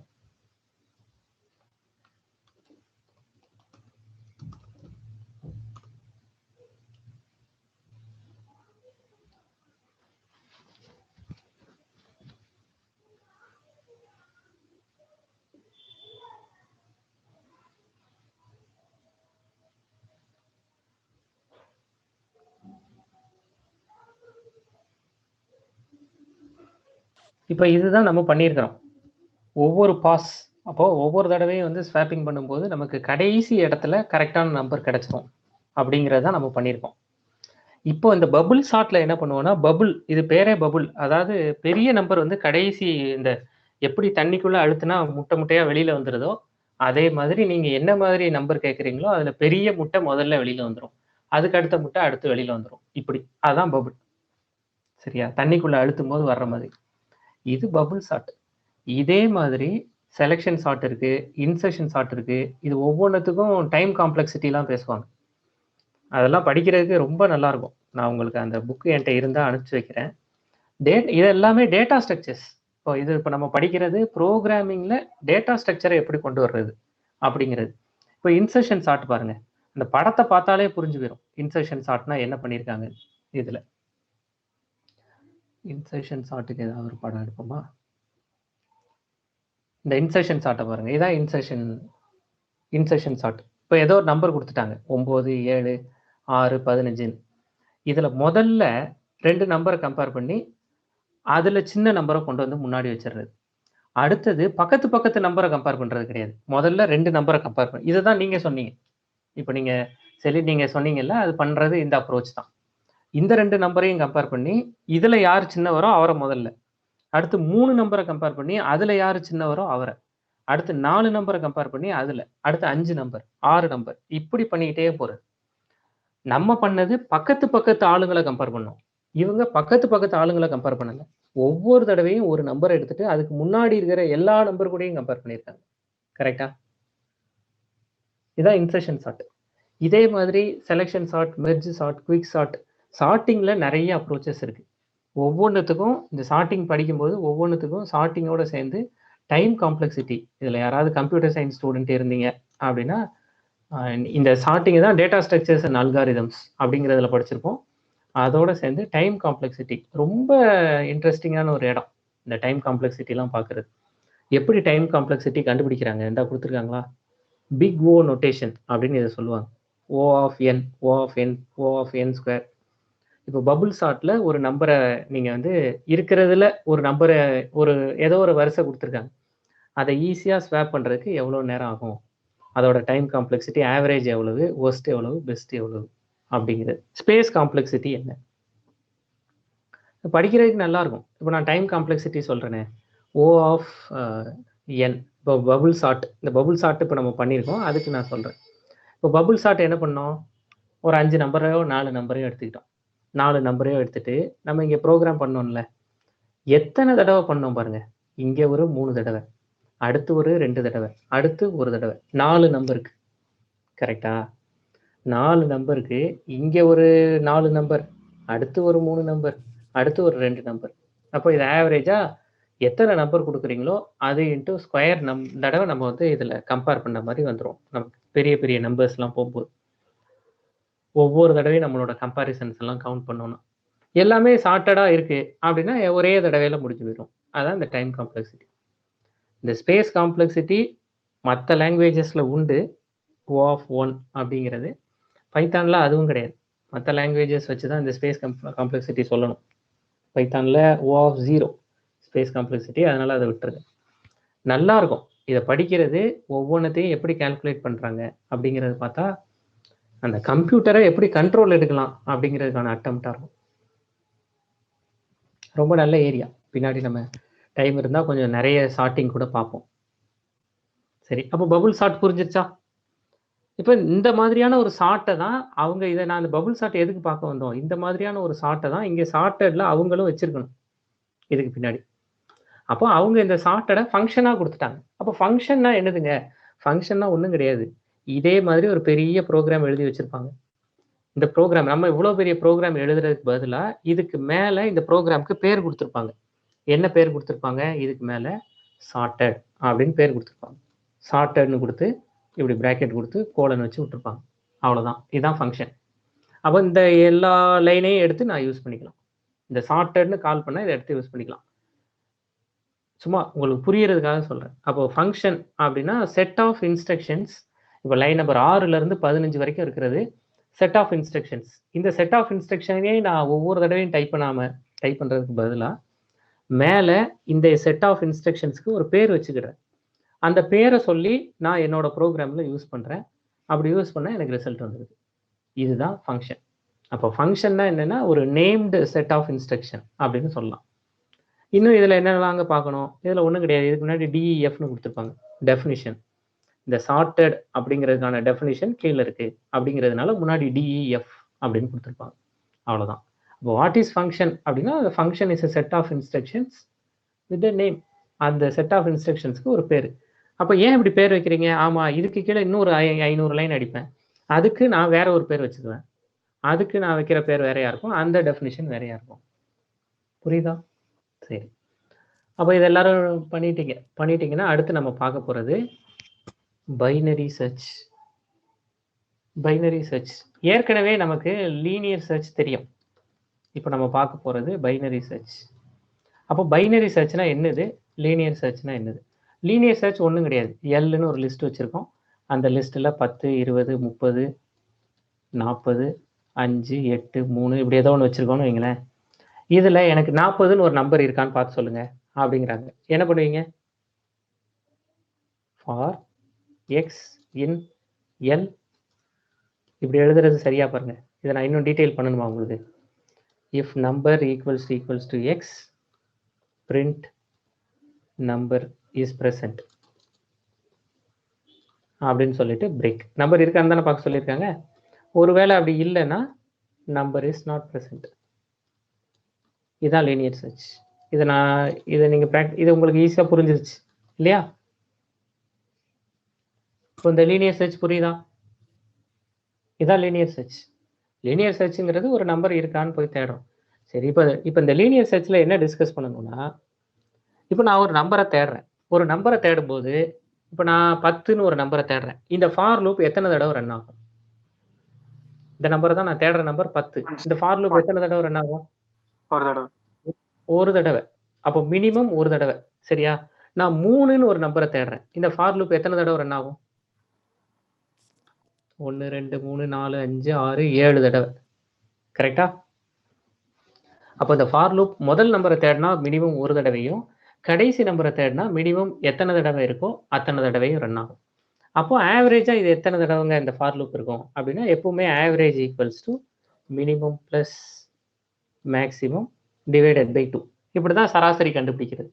அப்போ மினிமம் 1, மேக்ஸிமம் 7. அப்போ ஆவரேஜ் 4 தடவை. அப்போ 7 நம்பரை தேடணும்னா ஆவரேஜ் 4. ஒருவேளை நான் 7 லட்சம் நம்பரை தேடணும்னா 7க்கு 4, 7 லட்சத்துக்கு 400, 4000, 40,000, 4 லட்சம். 4 லட்சம் தடவை ஆவரேஜா இந்த ஃபார் லூப் ரன் பண்ணும். ப்ரோக்ராம் என்னமோ 4 லைன் தான். ஆனா அந்த 4 லைன் 4 லட்சம் தடவை உள்ள இன்டர்னலா ரன் ஆகும். அப்போ இந்த linear search is not suitable for very big set of numbers அப்படின்னு சொல்லுவாங்க. ஏன்னா 4 லட்சம் தடவைலாம் ஃபார் லூப் ரன் பண்ணோன்னா சிஸ்டம் என்ன ஆகுது, எப்போ நமக்கு அவுட்புட் கிடைக்கிறது, கரெக்டாக டேட்டாபேஸில் போய் ஒரு வேல்யூ இருக்கான்னு பார்த்துட்டு வரணும் அப்படின்னா இது ரொம்ப கஷ்டம். அதனால் இப்படி பண்ண மாட்டாங்க. அந்த நேரத்தில் தான் பைனரி சர்ச்சுக்கு போவாங்க. அப்போ பைனரி சர்ச்னா என்னது? பைனரி சர்ச் ரொம்ப ஈஸி. பைனரி சர்ச் மாதிரி ஈஸியான ஒரு விஷயம் கிடையாது. பைனரி சர்ச்சை பார்க்குறதுக்கு முன்னாடி ஒன்றே ஒன்று மைண்டில் வச்சுக்கணும். Binary search is suitable only for sorted lists. அது லிஸ்டோ டியூப்ளோ ஏதோ ஒன்று, ஆனால் sorted elements, sorted set of elements, அதுக்கு தான் பைனரி சர்ச் வந்து சூட்டபுளாக இருக்கும். அப்போ பைனரி சர்ச் சார்ட்டடுக்கு சூட்டபுளாக இருக்கும்னா என்ன சொல்கிறீங்க, எனக்கு புரியலையே. ஒன்றும் இல்லை, இந்த பாருங்கள், சார்ட்டட்னா என்ன வச்சுக்கலாம், ஒருத்தரோட ஒரு டேட் மாதத்தில் இருக்கிற, இப்போ இந்த மாதம் 31 தேதி இருக்கா, நான் இந்த 31 தேதி எழுதி வச்சுக்க போகிறேன். 10, 11, 12, 13, 14 இப்படியே.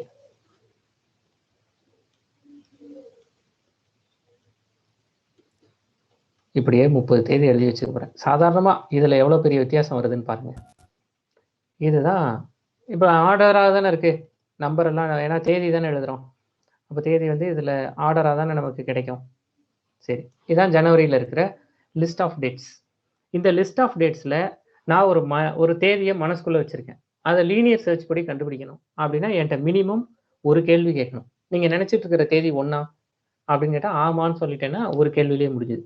ஒருவேளை நான் 31வது நம்பரை நினச்சிட்டு இருக்கேன்னு வைங்களேன், நீங்கள் நினச்சிட்டு இருக்க நம்பர் 1, 2, 3, 4 இப்படியே கேட்டுகிட்டே போனால் மேக்ஸிமம் 31. அப்போ ஆவரேஜ் 1 + 31 / 2 ஆவரேஜ் வந்து எனக்கு 16. இது நான் சொல்கிறது லீனியர் சர்ச்சில், சரியா? ஆனால் பைனரி சர்ச்சில் அப்படி இருக்காது. அப்போ அப்படி என்னங்க பண்ணுவாங்க பைனரி சர்ச்சில், அதை தான் பார்க்க போகிறோம். அப்போ பைனரி சர்ச்சில் முதல்ல என்ன பண்ணுவாங்கன்னா, மினிமம் வேல்யூ என்னன்னு எடுப்பாங்க. மினிமம் வேல்யூ 0, மேக்ஸிமம்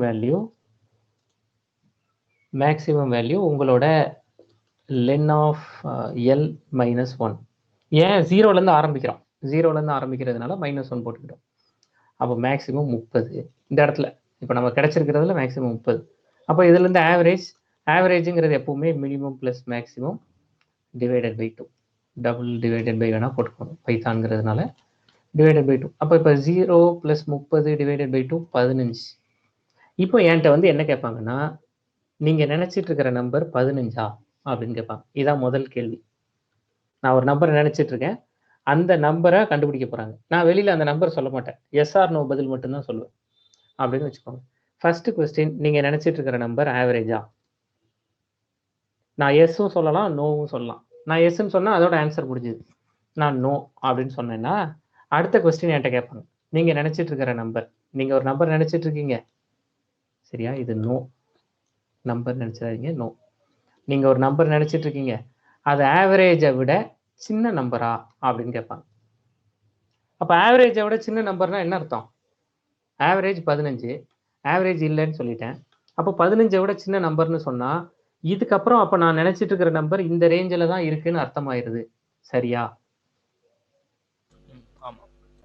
அப்படி அர்த்தம் ஆயிருச்சுன்னா இப்போ என்ன அர்த்தம்னா, என்னோட பழைய மேக்சிமம் இருக்குல்ல, அது பழைய மேக்சிமம் 30. இப்போ என்னோட மேக்சிமம் வந்து ஏற்கனவே ஒரு ஆவரேஜ் இருந்துச்சுல்ல, அந்த ஆவரேஜ் -1 அது வரைக்கும் நான் போய் தேடுனா போதும் அப்படிங்கிறது சரியா? ஏன்னா நான் மேக்சிமம் 14 வரைக்கும் போய் தேடுனா போதும். நான் ஏன் அவர் 15 இல்லைன்ட்டாரு, 15க்கு கீழேயான்னு கேட்டால் ஆமான்னு சொல்லிட்டாரு. ஆமான்னு சொல்லிட்டாருன்னா நான் இப்படி போய் தேடுனா போதும். இது சரியா? 14 1லேருந்து 14 வரைக்கும் நான் தேடுனா போதும். அப்போ இப்போ நான் ஒரு மேக்ஸிமம் கண்டுபிடிச்சிட்டு இந்த மேக்ஸிமம் வச்சு திரும்ப ஒரு ஆவரேஜ் கண்டுபிடிப்பேன். இப்போ அவர் 14க்கு கீழேன்னு சொல்லிட்டு 15க்கு கீழேன்னு சொல்லிட்டாருன்னா திரும்பவும் ஆவரேஜ் கண்டுபிடிப்பேன். ஏன்னா இப்போ மேக்ஸிமம் மாறி இருக்குல்ல, அப்போ மினிமம் இப்போ மேக்ஸிமம் என்னவா மாறி இருக்கு 14ன்னு மாறி இருக்கு. இப்போ minimum plus maximum divided by 2. அப்போ திரும்ப இப்போ என்னோட ஆவரேஜ் என்னவா மாறிடும் 0 + 14 7ன்னு மாறிடும். இப்போ என்னோட ஆவரேஜ் 7. திரும்ப 3வது கொஸ்டின் என்ன தெரியுமா கேட்பாங்க? அவங்க லெஸ் தேன் 7 இல்ல, நீங்க நினைச்சிட்டு இருக்கிற நம்பர் ஆவரேஜ் 7th பொசிஷன்ல இருக்கிறதான்னு கேட்பாங்க. 7th பொசிஷன்ல என்ன இருக்கும் 8. கரெக்டா?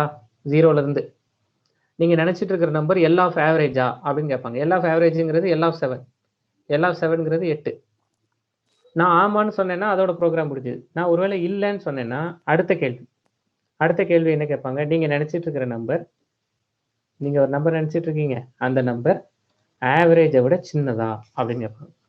இப்போ நான் 8 இல்லைன்னு சொல்லிட்டேன், இவங்க 8 விட சின்னதான்னு கேட்குறாங்க. நான் 8 விட சின்னதுக்கும் ஆமான்னு சொன்னேன்னா என்ன அர்த்தம்? 1ல இருந்து 7க்குள்ளதான் நான் நினைச்சிட்டு இருக்கிற நம்பர் இருக்குன்னு அர்த்தம். அப்போ திரும்பவும் என்னோட மேக்சிமம் நான் குறைக்கலாம். எப்படி குறைக்கிறது? இப்போ என்னோட மேக்சிமம் ஏற்கனவே இருக்கிற ஆவரேஜ் 7, அது -1, அதாவது இந்த 6வது நம்பர் 0 1 2 3 4 அப்படி பார்த்தா இந்த சீரீஸ்ல இருந்த மட்டும் பார்த்தா போதும். புரியுதா? இப்போ என்னோட மேக்சிமம் மாறி இருக்கு. அப்போ நான் திரும்பவும் ஆவரேஜ் கண்டுபிடிப்பேன். திரும்ப ஆவரேஜ் எப்படி கண்டுபிடிக்கிறது? Minimum plus maximum divided by 2. இப்போ என்னோட ஆவரேஜ் அப்போ என்னவா மாறும்? என்னோட மேக்சிமம் என்னவா மாறி இருக்கும்? 6ஆ மாறி இருக்குமா? என்னோட மேக்சிமம் இங்கே 6ஆ மாறி இருக்குமா? ஏன்னா ஆவரேஜ் 7ஆ இருந்ததுனால என்னோட மினிமம் பிளஸ் மேக்சிமம் மினிமம் 0வாவே தான் இருக்கு. ரொம்ப நேரமா மினிமம் 0வாவே தான் இருக்கு. அதனால 0 + 6 டிவைடட் பை 2 என்னோட ஆவரேஜ் இப்போ 3ன்னு மாறி இருக்கும். அப்படியே ஒரு பாஸ். இது வரைக்கும் நான் சொன்னதுல உங்களுக்கு யாருக்காவது சந்தேகம் இருக்கா? இப்போ நான் ஆவரேஜ் 3ன்னு கண்டுபிடிச்சிருக்கேன். திரும்பவும் போய் அவர்கிட்ட, சார் நீங்க நினைச்சிட்டு இருக்கிற நம்பர் இந்த ஆவரேஜ் வந்து 3. அப்போ இங்க லென் ஆஃப் 3ங்கிறது 4ஆன்னு கேட்குறேன். ஒருவேளை அவர் ஆமான்னு சொன்னா ப்ரோக்ராம் முடிஞ்சது. ஆனா அவர் எங்க ஆமான்னு சொல்ல போறாரு? இல்லைன்னு தான் சொல்ல போறாரு. இல்லைன்னு சொல்லிட்டார். இப்போ போயிட்டு திரும்பவும் 6வது, ஒருவேளை நீங்க நினைச்சிட்டு இருக்கிற நம்பர் ஆவரேஜை விட சின்னதா அப்படின்னு கேட்குறேன். அவர் இப்பவும் எஸ்ன்னு சொல்லிட்டாருன்னா இப்பவும் என்னோட மேக்ஸ் என்னவா மாறப்போகுது? ஆவரேஜ் -1ஆ மாறப்போகுது. ஆவரேஜ் ஏற்கனவே என்னது 3 -1 2. அப்போ இப்போ மேக்சிமம் என்னவா மாறிடுச்சு? 2ன்னு மாறிடுச்சு. இதை வச்சு திரும்பவும் ஆவரேஜ் கண்டுபிடிக்க போறேன். திரும்பவும் ஆவரேஜ் கண்டுபிடிச்சா மின் பிளஸ் மேக்ஸ் டிவைடட் பை 2. இப்போ மேக்ஸ் 2ன்னு மாறிடுச்சு. மின் 0வாவே தான் இருக்கு. 2 டிவைடட் பை 2. இப்போ என்னோட ஆவரேஜ் 1ன்னு மாறிடுச்சு. இப்போ அவர்கிட்ட போய் இப்போ என்னோட ஆவரேஜ் 1ன்னா இந்த 2வது நம்பரை சொல்றது. இப்போ நீங்க நினைச்சிட்டு இருக்கிற நம்பர் ஆவரேஜ் 1ஆ அந்த நம்பரா அப்படின்னு கேட்டா இப்பவும் இல்லைன்னு சொல்லிட்டார். அப்போ நான் என்ன பண்ணலாம்? இப்போ இல்லைன்னு சொல்லிட்டாருல, இல்ல 15க்கு கீழே தான் குறைச்சிக்கிட்டே வந்துட்டார் அவர். 15க்கு மேலேயே முதல்ல இல்லைன்னு சொன்னாரு, அப்புறம் 7க்கு மேல இல்லைன்னு சொன்னாரு, அப்புறம் 4க்கு மேல இல்லைன்னு சொன்னாரு. இப்போ 2ஆன்னு கேட்கிறேன், இல்லைங்கிறாரு. 2க்கு கீழேயான்னு கேட்கிறேன். அடுத்த கேள்வி அதானே கேட்பேன். அப்போ 2க்கு கீழேயா? அப்போ 2க்கு கீழேயான்னு கேட்கவே வேண்டாம். ஏன்னா கீழே இருக்கிறது ஒரே ஒரு நம்பர் தான். இதுதாங்க நீங்க நினைச்ச நம்பர், ஃபர்ஸ்ட் நம்பரை தாங்க நீங்க நினைச்சிருக்கீங்க அப்படின்னு சொல்லிட்டு போயிடலாம். கரெக்டா? கரெக்ட். அப்போ நான் மேக்ஸிமம் நம்பர் ஆஃப் கொஸ்டின்ஸே இங்க 8 தான். நான் இங்க கேட்டிருக்கிற மேக்ஸிமம் நம்பர் ஆஃப் கொஸ்டின்ஸே 8 கொஸ்டின் தான். இதுக்கு முன்னாடி ஆவரேஜே 15, மேக்ஸிமம் 31 கொஸ்டின் கேட்டுட்டு இருந்தீங்க. 0ல இருந்து 30 வரைக்கும் கேட்டுட்டு இருந்தீங்க. இப்போ மேக்ஸிமம் நம்பர் ஆஃப் கொஸ்டின்ஸே 8 தான். இது புரியுதா? இது புரியுது. அவ்வளவுதான். அப்ப இதே மாதிரி ஒருவேளை அவர் நீங்க வந்து 1ங்கிறத வச்சுட்டு சொல்றீங்க, ஒருவேளை அவர் 31ன்னு நினைச்சிருந்தாருன்னா, அவர் நினைச்ச நம்பர் 31ன்னு இருந்ததுன்னா என்ன பண்றது அப்படின்னு இன்னொரு ஒரு பார்ட் இருக்குல்ல. நம்ம வந்து இதே ப்ரோக்ராம் தான் பண்ண போறோம். எப்படிங்கிறத சொல்றேன். யாராவது ஒருத்தர் 16ல இருந்து 31க்குள்ள ஒரு நம்பர் நினைச்சுக்கிட்டுறீங்களா? நம்ம 2 பேரும் இந்த கேம் விளையாடுவோம்.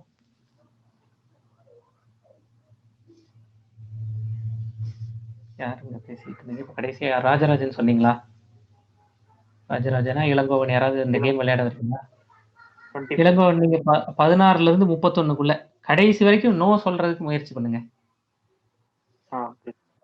சரியா? அப்போ இப்ப நான் முதல் கேள்வி, அவர் 16ல இருந்து 31க்குள்ள நினைச்சிட்டு இருக்காரு. நமக்கு அது தெரியாது இல்ல. நம்ம அவர்கிட்ட போய் இங்க பாருங்க, முதல்ல மினிமம் 0. சரியா? இதை அப்படியே கட் பண்ணி வேற ஒரு இடத்துல போட்டு வச்சுக்கலாம். இதை புதுசா எழுதுவோம். அவர் நினைச்ச நம்பரை அவர் நம்பரை சொல்ல மாட்டாரு, எஸ் நோ மட்டும்தான் சொல்லுவார். அதை வச்சு நம்ம கண்டுபிடிக்க போறோம். இப்போ மினிமம் 0. சரியா? Maximum len of L minus 1. சரி, இப்போ நான் முதல்ல ஆவரேஜ் கண்டுபிடிக்க போறேன். ஆவரேஜ் ஈக்குவல்ஸ் டு எப்பவுமே மின் பிளஸ் மேக்ஸ் டிவைடட் பை 2. அப்போ மின் பிளஸ் மேக்ஸ் டிவைடட் பை 2னா 15. இப்போ எனக்கு ஆவரேஜ் வந்து 15. முதல் கேள்வி என்ன கேட்க போறேன்? Len of 15. நீங்க நினைச்ச number len of 15. Len of 15ல என்ன இருக்கும்? 0ல இருந்து ஆரம்பிச்சா 16 இருக்கும். அதாவது நீங்க நினைச்ச நம்பர் 16 அப்படின்னு கேட்க போறேன். சொல்லுங்க. நோ. கண்டிப்பா அவர்கிட்ட அதான ரெக்வஸ்ட் பண்ணியிருக்கோம். நோன்னு சொல்லுங்க, முடிஞ்ச வரைக்கும் நோ சொல்லுங்கன்னு தான் கேட்டிருக்கோம். அப்போ நம்ம நோன்னு சொல்லிட்டார். இப்போ அடுத்த கேள்வி கேட்க போறோம். சரியா? நீங்க நினைச்ச நம்பர் இந்த ஆவரேஜ், அந்த நம்பர் இருக்குல்ல, அந்த நம்பர் இந்த ஆவரேஜை விட சின்ன நம்பரா அப்படின்னு கேட்க போறோம். ஆவரேஜ் 15, அதை விட சின்ன நம்பரா? நோ தானே? நோ. அப்போ ஆவரேஜை விட சின்ன நம்பர் இல்லைன்னு சொல்லிட்டாரு. அப்போ 16ம் இல்லை, 16க்கு கீழேயும் இல்லை. 16க்கு கீழேயும் இல்லைன்னா என்ன அர்த்தம்? ஆவரேஜுக்கு ஒரு நம்பர் மேல இருந்து, அதுதான் இப்போதைக்கு என்னோட மினிமம். என்னோட மேக்சிமம் ஏற்கனவே இருக்கிற 31. கரெக்டா? அப்போ நான் இப்போ என்ன தெரியுமா பண்றேன்? என்னோட மினிமம் இருக்குல்ல, என்னோட மினிமமை மாற்ற போறேன். எப்படி மாற்ற போறேன்? இப்போ இருக்கிற ஆவரேஜ் 16, அது பிளஸ் 1. இதுதான் என்னோட மினிமம். என்னோட மேக்சிமம் 30ஆவே தான் இருக்க போகுது. இந்த இடத்துல மேக்சிமம் 30 இருக்கு, அது அப்படியே தான் இருக்க போகுது. என்னோட மினிமம் ஏற்கனவே இருக்கிற ஆவரேஜ் பிளஸ் 1. அப்போ மினிமம் மாறினதுனால திரும்பவும் ஆவரேஜ் கண்டுபிடிக்கிறேன். இப்போ மினிமம் என்னவா மாறிடுச்சு? 17ஆ மாறிடுச்சு. 17ஆ? ஆவரேஜ் என்னங்க? 15ஆ? மினிமம் 16ஆ மாறிடுச்சு. ஆவரேஜ் 15 தானே? 15ங்கிறதுனால 16ஆ மாறிடுச்சு. இப்போ நான் திரும்ப average equals to minimum plus maximum divided by 2 திரும்பவும் கண்டுபிடிக்கிறேன். இப்போ மினிமம் 16, மேக்சிமம் 30. 16, 30, 46 வகுத்தல் 2, அப்போ 23. இப்போ என்னோட ஆவரேஜ் 23. இப்போ நான் அவர்கிட்ட போய் 3வது கொஸ்டின் கேட்க போறேன். நீங்க நினைச்சிட்டு இருக்கிறது லென் ஆஃப் 23. லென் ஆஃப் 23ல 24ன்னு ஒரு நம்பர் இருக்கு. ஆமா, அவர் நோன்னு தான் சொல்ல போறாரு. சரி, அப்போ அடுத்த கேள்வி கேட்க போறோம்.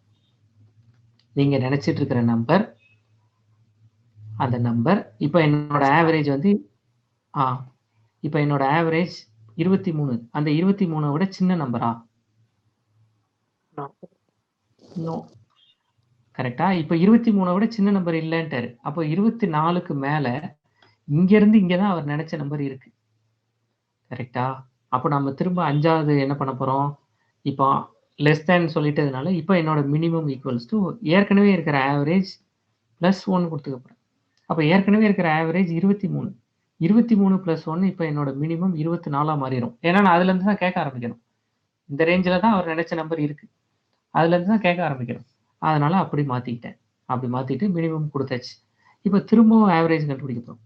ஆவரேஜ் ஈக்குவல்ஸ் டு மின் பிளஸ் மேக்ஸ் டிவைடட் பை 2 அப்படின்னு கொடுத்தாச்சு. அப்போ இப்போ என்னோட மினிமம் என்ன? 24. மேக்ஸிமம் 30ஆவே தான் இருக்கு. 24, 30, 54 டிவைடட் பை 2. கரெக்டா? 27 ஆவரேஜ். இப்போ அவர்கிட்ட போய் 5வது கேள்வி கேட்க போறேன். நீங்க நினைச்சிட்டு இருக்கிற நம்பர் எல் ஆஃப் 27ஆ? எல் ஆஃப் 27ல 28 இருக்கு, அதுவான்னு கேட்குறேன். ஆன்சர் நோ தானே சொல்ல போறாரு? நோ. நோன்னு சொல்லிட்டார். இப்போ அவர்கிட்ட போயிட்டு சரி அப்போ 28 விட பெருசா சின்னதான்னு கேட்கணும். அப்போ 6வது கேள்வி, நீங்க நினைச்சிட்டு இருக்கிற நம்பர் ஆவரேஜை விட சின்னதா அப்படின்னு கேட்குறேன். அதுக்கும் நோ தான் சொல்ல போறாரு. கரெக்டா? ரைட். அப்போ நான் திரும்பவும் இப்போ போயிட்டு மினிமம் கண்டுபிடிக்க போறேன். Minimum equals to average plus 1. இப்போ ஆவரேஜ் ஏற்கனவே என்ன 27. 27 + 1 இப்போ மினிமம் 28 மாறிடும். இப்போ அவர்கிட்ட போய் நீங்க நினைச்சிட்டு இருக்கிற நம்பர் இல்லை, மினிமம் கண்டுபிடிச்சதுக்கப்புறம் ஆவரேஜ் கண்டுபிடிக்கணும்ல. Average equals to minimum plus maximum divided by 2. Minimum 28, maximum 30. அப்போ 58 டிவைடட் பை 2 அப்போ 29. அப்போ 7வது கேள்வி கேட்க போறேன். 7வது கேள்வி, நீங்க நினைச்சிட்டு இருக்கிற நம்பர் ஆவரேஜ் ஆஃப், அதாவது லென் ஆஃப் ஆவரேஜா, அதாவது லென் ஆஃப் 29. லென் ஆஃப் 29ல என்ன வேல்யூ இருக்கு? 30 இருக்கு. அதுவான்னு கேட்க போறேன். ஒண்ணு அவர் இங்கேயே ஆமான்னு சொல்லணும். இங்க இல்லைன்னு சொல்லிட்டாருன்னா அதுக்கு மேல ஒரே ஒரு நம்பர் தான் இருக்கு. அவர் கீழே இல்லைன்னு சொல்லிட்டாரு, இது வரைக்கும் இல்லைன்னு சொல்லிட்டே வந்துட்டாரு. அப்போ மிச்சம் இருக்கிறது ஒரே ஒரு நம்பர் தானே. அப்போ நான் 7வது கேள்வியிலையும் 8வது கேள்வியிலையும் நான் ஆன்சர் கண்டுபிடிச்சிருவேன். கரெக்டா தப்பா? இது புரியுதா?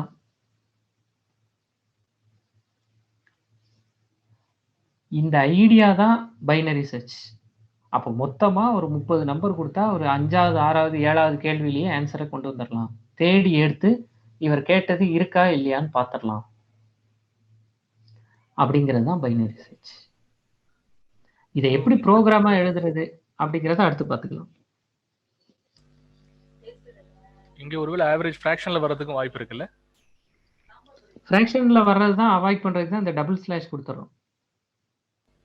ஒருவேளை அப்படி ஃபிராக்ஷன்ல வந்துச்சுன்னா இல்ல இன்டிஜரா மாத்திக்கோங்க. இது வரைக்கும் சொல்லியிருக்கிறதுல உங்களுக்கு யாருக்காவது சந்தேகம் இருக்கா? அவ்வளவுதான். இதுதான் பைனரி சர்ச். அப்போ இந்த ப்ரோக்ராமை எழுதும் போதே தெரிஞ்சு போச்சு, இதுல ஒரே வேலையை தான் நம்ம திரும்ப திரும்ப செய்யறோம்.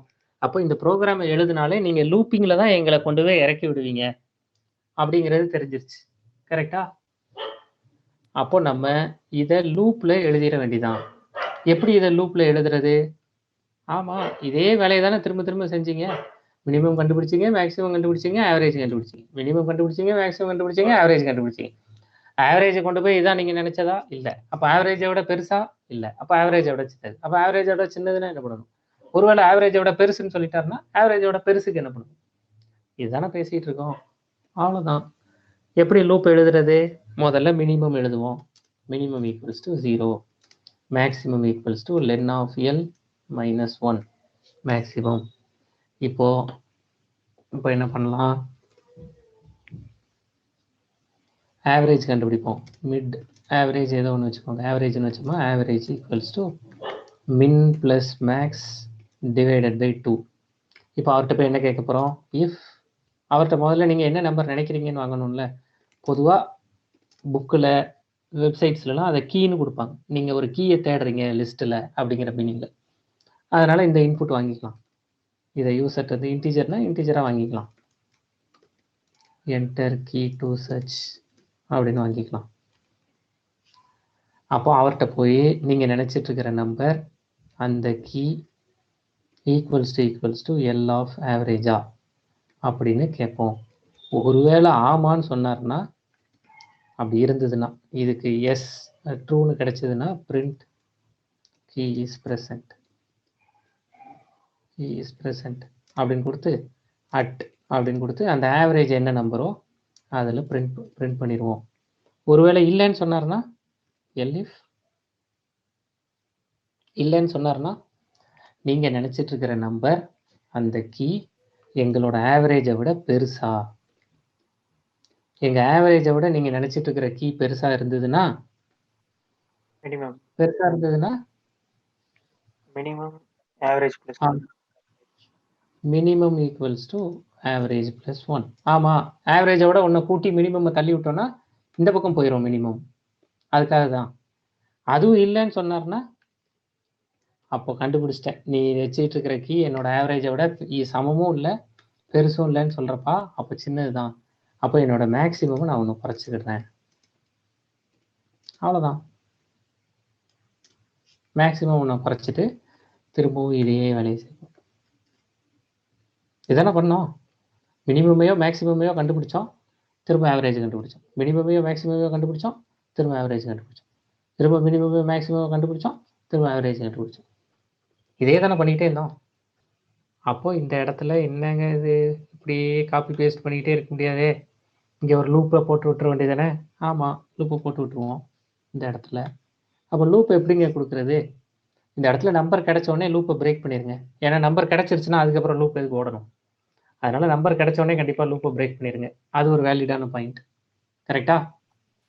இந்த இடத்துல ஒரு பிரேக் தேவை அப்படிங்கிறது ஒரு வேலிடான பாயிண்ட். சரி, இந்த லூப்புக்கு என்ன கண்டிஷன் கொடுக்குறது? அதான் இப்போ இருக்கிற பிரச்சனை. இந்த லூப்புக்கு பொதுவாக என்ன condition கொடுப்பாங்கன்னா, while min greater than min less than or equals to max அப்படின்னு கொடுப்பாங்க. இப்படி கொடுத்துருவாங்க. சரியா? அப்போ ஏன் அப்படி கொடுக்குறாங்க அப்படிங்கிறதா இப்போ இருக்கிற கொஸ்டின். இந்த லூப்பில் ஒரு கண்டிஷன் வேணும். இந்த லூப்பில் இப்போதைக்கு நான் கண்டிஷன் ட்ரூனே கொடுத்துக்கிட்டேன். கண்டிஷன் ட்ரூனா நம்பர் இருக்கிற வரைக்கும் போகும், எப்போ கிடைக்குதோ அப்போ பிரேக் கிடைச்சிரும். அப்போ பிரச்சனை இல்லையா? நம்பர் எப்போ கிடைக்குதோ, இப்போ யூசர் என்ன இன்புட் கொடுக்குறாரோ 1லேருந்து 31க்குள்ள என்ன கொடுக்குறாரோ அப்போ நமக்கு பிரேக் கிடைச்சிரும். அதனால லூப் பிரேக் ஆயிரும். ஒருவேளை இல்லாத நம்பரை கொடுத்தாருன்னா இந்த ப்ரோக்ராம் எப்படி ரன் ஆகும்? அதான் இப்போ இருக்கிற பிரச்சனை. நான் சொல்ற புரியுதா? இப்போ நான் ஒரு சாம்பிளுக்கு 1லேருந்து 15 வரைக்கும் ஒரு நம்பர் வச்சுக்கிட்டேன். 15 நம்பரோ 15 நம்பர் வச்சுக்கலாம். இப்போ 1லேருந்து 15க்குள்ள நம்ம நம்பர் வச்சிருக்கோம். 1லேருந்து 15 என்ன இல்லாத நம்பர், இப்படிதான் ஆர்டர் படி தான் இருக்கணுங்கிறது இல்லை. சும்மா 10, 20, 30, 40, 52, 68, 79, 90 அசெண்டிங் ஆர்டர்ல இருக்கணும். அவ்வளோதானே? இப்படி ஒரு 8 நம்பர் இருக்கு. இப்போ யூசர்கிட்ட போய் நான் ஒரு லிஸ்ட் வச்சிருக்கேன், அந்த லிஸ்ட்டில் நீங்கள் ஒரு நம்பர் சொல்லுங்க, இருக்கான்னு பார்த்து சொல்கிறேன் அப்படின்னா இருக்குன்னா இருக்குன்னு சொல்லணும், இல்லைன்னா இல்லைன்னு சொல்லணும்ல. இப்போ இருக்கிற நம்பருக்கு இந்த ப்ரோக்ராம் ஒர்க் ஆகுங்கிறது நமக்கு தெரிஞ்சு போச்சு. ஏன்னா இதை தான் நம்ம இவ்வளோ நேரம் பேசிட்டு இருந்தோம். இப்போ நான் ஒரு இல்லாத நம்பர் கொடுக்க போகிறேன். இப்போ நான் தேட போகிற நம்பர் 1. நம்பர் 1ங்கிறத நான் போய் தேட போகிறேன். நம்பர் 1 இருக்கா? இல்லை. அப்போ இல்லாத நம்பர் கொடுத்தா இந்த ப்ரோக்ராம் எப்படி ஒர்க் ஆகுது? முதல்ல ஆவரேஜ் கண்டுபிடிக்க போகிறோம். பார்த்துக்கோங்க, இதெல்லாம் நான் இந்த ஸ்டோரியை ரொம்ப பெருசாக நீட்டிட்டு போல, ஈஸியாக இதில் கொண்டு போக போகிறோம். ஃபஸ்ட்டு என்னோட மினிமம் வேல்யூ ஸ்பீடாக சொல்ல போகிறேன். புரியலன்னா கேளுங்க. என்னோட மினிமம் 0, என்னோட மேக்ஸிமம், இதோட லென்த் 1, 2, 3, 4, 5, 6, 7, 8 நம்பர் இருக்கா? 8 - 1. என்னோட மேக்ஸிமம் 7, என்னோட மினிமம் 0. அப்போ நான் அதை வச்சு ஆவரேஜ் கண்டுபிடிக்க போகிறேன். என்னோட ஆவரேஜ் ஈக்குவல்ஸ் டு 3.5 வரும். 3.5னா நான் 3 எடுத்துக்கிறேன். டபுள் ஸ்லாஷ் கொடுத்து 3 எடுத்துக்கிறேன். Average of 3. அப்போ L of 3. L of 3ல என்ன இருக்குது அதை நான் இங்கே எழுதி வச்சுக்கிறேன். இந்த இடத்துல எப்படி எழுதி வச்சுக்கிறேன்? 0, 1, 2, 3, 4, 5, 6, 7ன்னு எழுதி வச்சுக்கிறேன். அப்போ L of 3. L of 3ல என்ன இருக்குது? யூசர் கேட்டிருக்கிறது 1. இந்த 1 கொண்டு போய் நான் எதோட கம்பேர் பண்ண போகிறேன்? 1 ஈக்குவல்ஸ் டு L of 3. 40 பார்க்குறேன், இல்லை. அதனால எல்ஸ் பார்ட்டுக்கு போயிடுவேன்.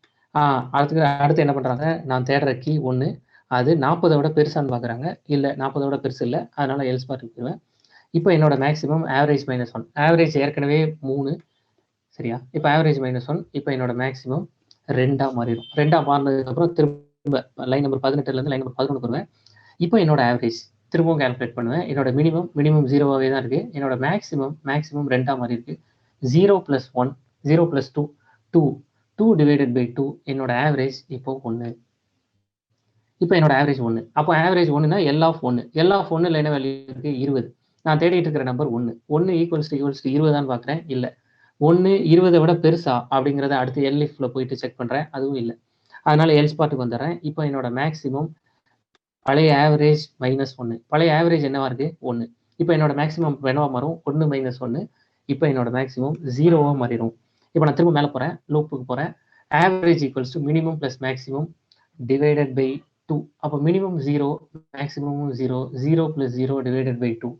அப்போ 0, ஆவரேஜும் 0வாக மாறிடும். ஏன்னா மினிமம் மேக்ஸிமம் ரெண்டுமே 0. அப்போ திரும்ப போகிறேன் L of average average 0. Average 0னா 0ல் என்ன இருக்குது 10. அப்போ நான் தேடுற நம்பர் 10 அப்படின்னு நீங்கள் பார்க்குறேன். இல்லை, நான் தேடுற நம்பர் 1. 1ங்கிறது 10 இல்லை, அதனால எல் ஸ்பாட்டுக்கு வந்துடுறேன். 1 10 விட பெருசான்னு பார்க்குறேன், அதுவும் இல்லை, அதனால எல் ஸ்பாட்டுக்கு போயிடுறேன். இப்போ என்னோட மேக்ஸிமம் ஏற்கனவே இருக்கிற ஆவரேஜ் -1. இப்போ என்னோட ஆவரேஜ் -1 மாறிடும். ஏன்னா ஆவரேஜ் 0 -1 -1 மாறிடும். என்னோட மேக்ஸிமம் -1, என்னோட மினிமம் 0. மினிமம் விட மேக்ஸிமம் சின்னதா இருக்கிறதுக்கு வாய்ப்பு இருக்கா? மினிமம்ங்கிறது சின்னது, மேக்ஸிமம்ங்கிறது பெருசு. இப்போ என்னோட மேக்ஸிமம் -1 இருக்கு, என்னோட மினிமம் 0வாவே தான் இருக்கு ரொம்ப நேரமா. இப்போ நான் போகலாம், மேலே போனேன்னா minimum plus maximum divided by 2 கொடுக்கலாம். அப்படி கொடுத்தா 0 -1 டிவைடட் பை 2ன்னு வரும். மினிமமை விட மேக்ஸிமம் சின்னதாக வாய்ப்பே இல்லை. அப்போ எந்த மொமெண்ட்டில் என்னோட மினிமமை விட மேக்ஸிமம் சின்னதாயிருச்சோ அந்த மொமெண்ட் நான் என்ன கண்டுபிடிச்சிக்கலாம் அப்படின்னா, நான் தேடுற நம்பர் இதில் இல்லைன்னு கண்டுபிடிச்சிடலாம். புரியுதா? புரியுது. அந்த கீழே அந்த மேக்ஸிமம் -1 வந்ததுக்கு அப்புறமே நம்ம புரிஞ்சுக்கலாம். Because it is sorted order. ஆமாம், இளங்கோவன் சொல்கிற அந்த பாயிண்ட். இது ஆல்ரெடி சார்ட்டடில் இருக்கிறதுக்கு தான் பைனரி சர்ச் போக முடியும். அப்போது சார்ட்டடில் இருக்கிறதுக்கு போகும்போது max cannot be less than minimum. அதுதான் அதில் இருக்கிற பாயிண்ட். சார்ட்டடில் எப்படி மேக்ஸிமம் வேல்யூ மினிமம் விட ஆல்ரெடி சார்ட்டடில் இருக்குது, அப்போ எப்படி மினிமம் விட மேக்ஸிமம் சின்னதாக இருக்க வாய்ப்பே இல்லைல்ல. அதனால தான். அப்போ நான் இந்த கண்டிஷன் என்ன இப்படி இருக்கிறதுனால, ஒருவேளை நான் சொன்னது புரியாமல் என்ன மினிமம் மேக்ஸிமம்னு சொன்னது புரியாமல் இருக்கிறவங்க அவர் இளங்கோவன் சொல்கிற கமெண்ட்ஸாக பாருங்க. அதுதான் நான் சொல்கிறேன். ஒரு சார்ட்டட் ஆர்டரில் மினிமமை விட மேக்ஸிமம் சின்னதாக இருக்க வாய்ப்பே இல்லை, கண்டிப்பாக பெருசாக தான் இருக்கணும். சின்னதாக இருந்துச்சுனாலே தப்புன்னு அர்த்தம். அந்த தப்பு நடக்கும்போது நம்ம தேடுற நம்பர் இல்லைன்னு நம்ம முடிவு பண்ணிடலாம். அப்போது இதில் நான் என்ன கண்டிஷன் கொடுத்துக்கலாம்னா, while minimum less than or equals to maximum. அப்படி இருந்தால் மட்டும் இந்த லூப்புக்கு போங்க. அப்போ அப்படி இருந்துச்சுன்னா இந்த லூப் ஓடிக்கிட்டே இருக்கும். அப்படி இல்லை அப்படின்னா, ஒருவேளை அப்படியே ஓடி எனக்கு கிடைக்கவே இல்லை அப்படின்னா, ஒருவேளை இடையிலேயே கிடைச்சதுன்னா லூப் பிரேக் ஆயிரும். அப்படி இல்லைன்னா எல் ஸ்பாட்டுக்கு போய் நம்பர் நாட் ப்ரெசன்ட்னு சொல்லிடலாம். சரியா தப்பா? இந்த கண்டிஷன் எப்போ இந்த கண்டிஷன் வரைக்கும் போயும் நீங்கள் பிரேக் ஆகலையோ அப்போ எல் ஸ்பாட்டுக்கு போயிடுவீங்க. எல் ஸ்பாட்டுக்கு போய் பிரிண்ட் நம்பர் என்ன கீ இஸ் நாட் ப்ரெசன்ட் அப்படின்னு நம்ம இங்கே மெசேஜ் கொடுத்துடலாம். இது சரியா? அவ்வளோதாங்க. இதுதான் பைனரி சர்ச் இப்போ நம்ம பார்த்துருக்கிறது தான். இப்போ இந்த ப்ரோக்ராமை ரன் பண்ணி பார்ப்போம். நான் இதை உங்களுக்கு அனுப்பிச்சி வைக்கிறேன், இதை ரன் பண்ணி பாருங்கள். நம்ம பின்னாடி ஃபங்க்ஷன்லாம் பார்த்ததுக்கப்புறம் ரிகர்ஷன்லாம் பார்ப்போம். அப்பவும் பைனரி சர்ச்சுக்கு திரும்ப வருவோம், அப்பவும் பண்ணுவோம், இப்பவும் பண்ணுவோம். இப்போ நான் இதை ரன் பண்ணி பார்க்க போகிறேன் என்னோட ஒயில் லூப்பில்.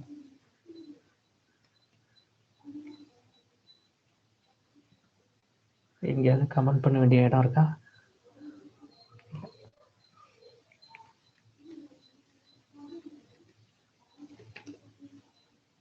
இப்போ நான் இருக்கிற நம்பரையே கொடுத்து தேட போகிறேன்.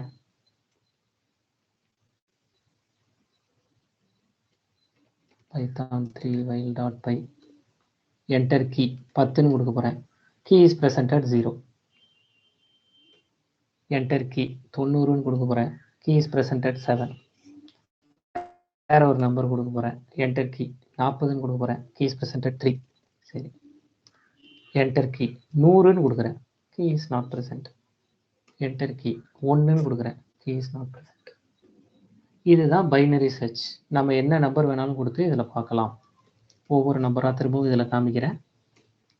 என்டர் கீன்னு கொடுக்க போகிறோம். நீங்கள் என்ன கீ கொடுக்குறீங்களோ அந்த கீ இருந்துச்சுன்னா லூப் ஃபுல்லாக ரன் ஆகி அந்த கீ கிடைச்சோடனே லூப் பிரேக் ஆகும். அப்போ கீ இஸ் ப்ரெசன்ட்னு கிடைச்சிரும்.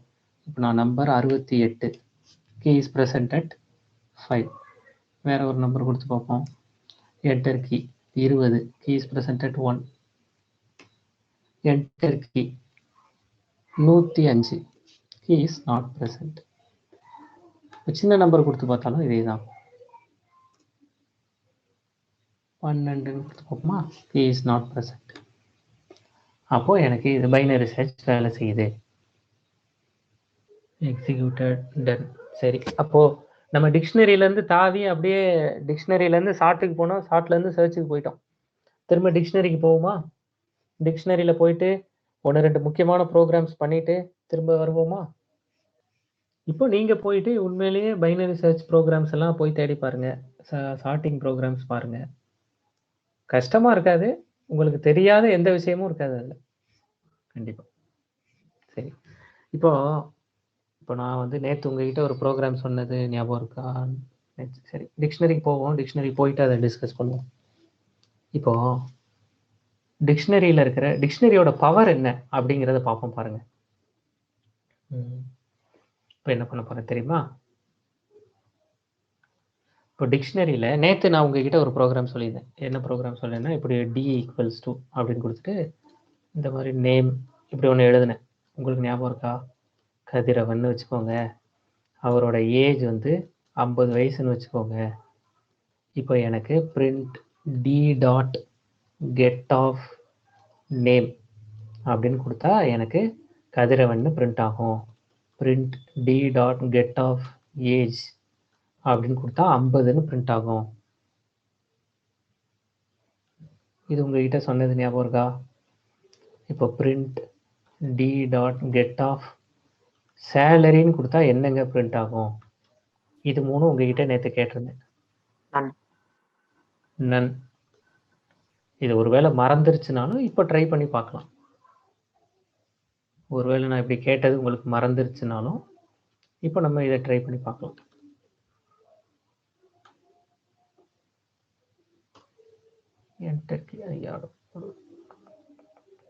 சேவ் பண்ணிக்கிறேன். Ctrl+C clear. கதிரவன் 50 நன். ஒருவேளை அது இல்லைன்னா நன்னு ஒரு டேட்டா டைப் இருக்குங்க, அதை அது கொடுத்துருவோம் அப்படின்னு சொன்னேன். இப்படி கொடுத்துட்டு இதுலேயே நான் உங்ககிட்ட என்ன சொன்னேன், இந்த இடத்துல கமா 0ன்னு நீங்கள் கொடுத்தீங்கன்னா நன் பிரிண்ட் ஆகாது, 0ன்னு பிரிண்ட் ஆகும் அப்படின்னு உங்ககிட்ட சொன்னது ஞாபகம் இருக்கா?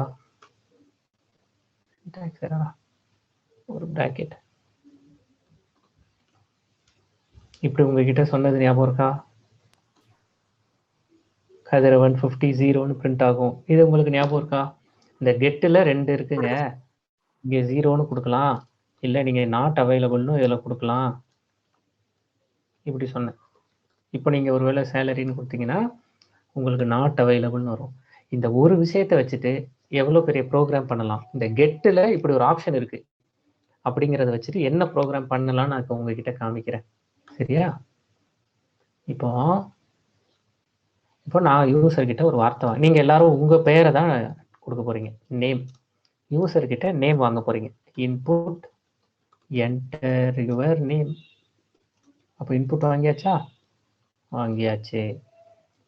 எனக்கு இப்போ உங்கள் பேர், இப்போ நான் என்ன பேர் எடுத்துக்கிட்டேன், இப்போ நான் வந்து கதிரவன் அப்படின்னு ஒரு பேர் எடுத்துக்கிட்டேன். கதிரவன். இதில் சரி, கதிரவன் வேற ஒரு பேர் எடுத்துக்கிறேன். சரியா? கவின் முகில் அப்படின்னு ஒரு பேர் எடுத்துக்கிறேன். இப்போ கவின் முகில் அப்படின்னு எடுத்துக்கிட்டேன். ஏன் இந்த பேர் எடுத்துக்கிட்டேன்னா இதில் 2 K இருக்கு, 2 I இருக்கு.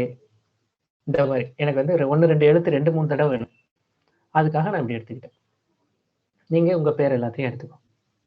சரி, அப்போ எனக்கு என்ன வேணும்னா இந்த பேரில் K எத்தனை தடவை வந்திருக்கு, இந்த பேரில் A எத்தனை தடவை வந்திருக்கு, இதில் V எத்தனை தடவை வந்திருக்கு, I எத்தனை தடவை வந்திருக்கு, N எத்தனை தடவை வந்திருக்கு, இது வேணும் எனக்கு கவின் முகில் அப்படிங்கிற பேரில்.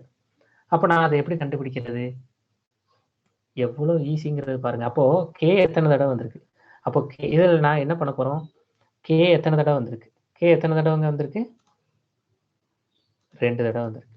சரி, A எத்தனை தடவை வந்திருக்கு, A ஒரு தடவை தான் வந்திருக்கு, B ஒரு தடவை தான் வந்திருக்கு, I 2 தடவை வந்திருக்கு, N ஒரு தடவை தான் வந்திருக்கு, ஒரு தடவை தான் வந்திருக்கு, ஒரு தடவை தான் வந்திருக்கு. கவின் M ஒரு தடவை தான் வந்திருக்கு, U ஒரு தடவை தான் வந்திருக்கு, K ஏற்கனவே கண்டுபிடிச்சிட்டோம், I ஏற்கனவே கண்டுபிடிச்சிட்டோம், L ஒரு தடவை தான் வந்திருக்கு. இப்போ இதை பார்த்த உடனே என்ன தோணுது? இதுல KAVINMUL இத்தனை எழுத்து இருக்கா?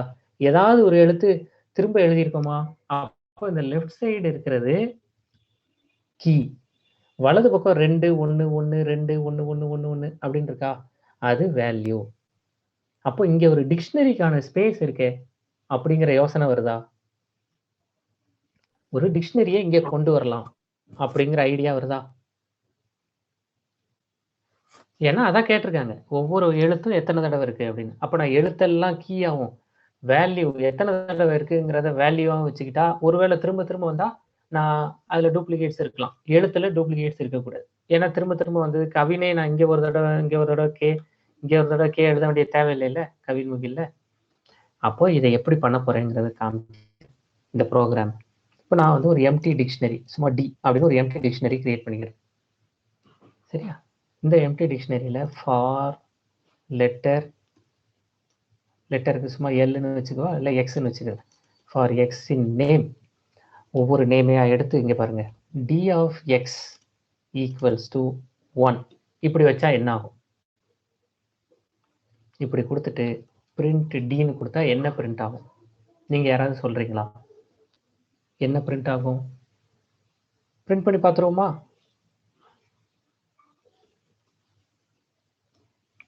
என்டர் யுவர் நேம், கவின் முகிலா, கவின் முகில். என்ன பிரிண்ட் ஆயிருக்கு? K1 A1 V1 I1 N1 M1. ரெண்டாவது K வரல, MU K வரல பாருங்க, ரெண்டாவது I வரல. இது உங்களுக்கு புரியுதா? இதுல வந்து கீழே டூப்ளிகேட்ஸ் வைக்க முடியாது அப்படிங்கறதால ஒரு டிஃபரெண்ட் ஆகும். ஆமா, கீழே டூப்ளிகேட் வைக்க முடியாது. அதனால நீங்க என்ன பண்ணிருக்கீங்க, டி ஆஃப் எக்ஸ் எக்ஸ்ன்னு கொடுத்துருக்கிறது அந்த கே, அந்த ஒவ்வொரு கேரக்டர், ஒவ்வொரு அல்பபெட் அதுக்கு நேரா நேரா நேரா நீங்க வேல்யூவா 1ன்னு வச்சிருக்கீங்க. சரியா தப்பா? ஒருவேளை நான் 10ன்னு வச்சிருந்தா எல்லாமே 10 10 10ன்னு பிரிண்ட் ஆயிருக்கும். இப்படி நான் 10ன்னு வச்சிருந்தா எனக்கு நான் இதே கவின் முகில் அப்படிங்கிற பேரை கொடுத்தா எல்லாம் 10 10 10 10ன்னு பிரிண்ட் ஆயிரும். சரி, இப்போ நான் என்ன பண்ண போறேன்னு சொல்றேன். இப்போ பாருங்க, இப்போ இந்த இடத்துல D of X equals to D dot get of X அப்படின்னு கொடுக்க போறேன். அப்போ இந்த பாருங்க, இந்த சின்டாக்ஸ் உங்களுக்கு புரிஞ்சா போதும். இந்த சின்டாக்ஸ் பழைய சின்டாக்ஸ் எது? டி ஆஃப் 1 2 3 4 ஈக்குவல்ஸ் டு செலின் அப்படின்னு நம்ம நேத்து கொடுத்த சின்டாக்ஸ். அது உங்களுக்கு ஞாபகம் இருந்தா போதும். நம்ம செலின், ராஜராஜன், இளங்கோவன், லெனின் அப்படின்னு நேற்று ஒரு டிக்ஷனரி ரெடி பண்ணோம். அந்த சின்டாக்ஸ் இது. அப்போ டி ஆஃப் 1 2 3 4 அப்படின்னு கொடுத்துட்டீங்கன்னா இந்த 1 2 3 4ங்கிறது கீ, வலது பக்கம் இருக்கிற செலின்ங்கிறது வேல்யூ. இது நம்ம வந்து நேற்று பார்த்துருந்தோம். இது உங்களுக்கு ஞாபகம் இருக்குல்ல? இந்த சின்டாக்ஸ் ஞாபகம் இருந்தா போதும்.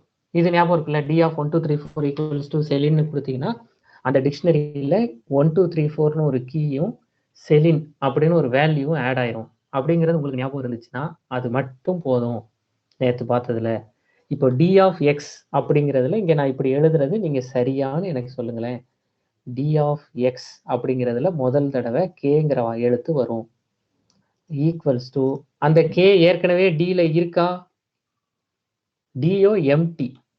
அப்போ இந்த D dot get of X என்ன வரும்? 0 தானே வரும். சரியா தப்பா? டி டாட் கெட் ஆஃப் எக்ஸ்ன்னு கொடுத்தீங்கன்னா உங்களுக்கு அந்த எக்ஸுக்கான வேல்யூ கிடைக்கும். அதானே பார்த்தோம் நம்ம இதுக்கு முன்னாடி. கதிரவன் டி டாட் கெட் ஆஃப் நேம்னு கொடுத்தோம், கதிரவன்ங்கிற வேல்யூ கிடைச்சது. அந்த வேல்யூ தானே இங்க கிடைக்கும். புரியுதா? ஒருவேளை இது புரியல அப்படிங்கிறவங்க இப்படி வச்சுக்கோங்க. சரியா? இங்க வேல் அப்படின்னு ஒண்ணு வச்சு D dot get of X அப்படின்னு வாங்கி அந்த வேல்யூவை இங்க போட்டு விட்டுருங்க. ஒருவேளை ரொம்ப கஷ்டமா இருக்கும் அப்படின்னு நினைக்கிறவங்க இப்படி பண்ணிக்கணும். அப்போ டி டாட் கெட் ஆஃப் எக்ஸ்னா முதல் தடவை கேவோட value D dot get of K தான் இல்லவே இல்லையே, இதுதான் எம்டி ஆச்சே. அப்போ இல்லவே இல்லை, அதனால இங்கே 0ன்னு வரும். அந்த 0வை நான் இங்கே கொடுக்கலாமா? அவ்வளோதான் கேட்டு ட்ரை பண்ணி பார்ப்போமா? இந்த கெட்டு மட்டும் நமக்கு தெரிஞ்சா எவ்வளோ பெரிய ப்ரோக்ராம் அப்படிங்கிறத காமிப்பேன். அதாவது 0னா எதுவுமே கிடைக்கலன்னா நன் தானே வரும். இதுக்கு முந்தின அந்த கதிரவன்ல சேலரி கொடுக்கும்போது நன் தானே வந்துச்சு. நான் பேசுறது புரியுதா?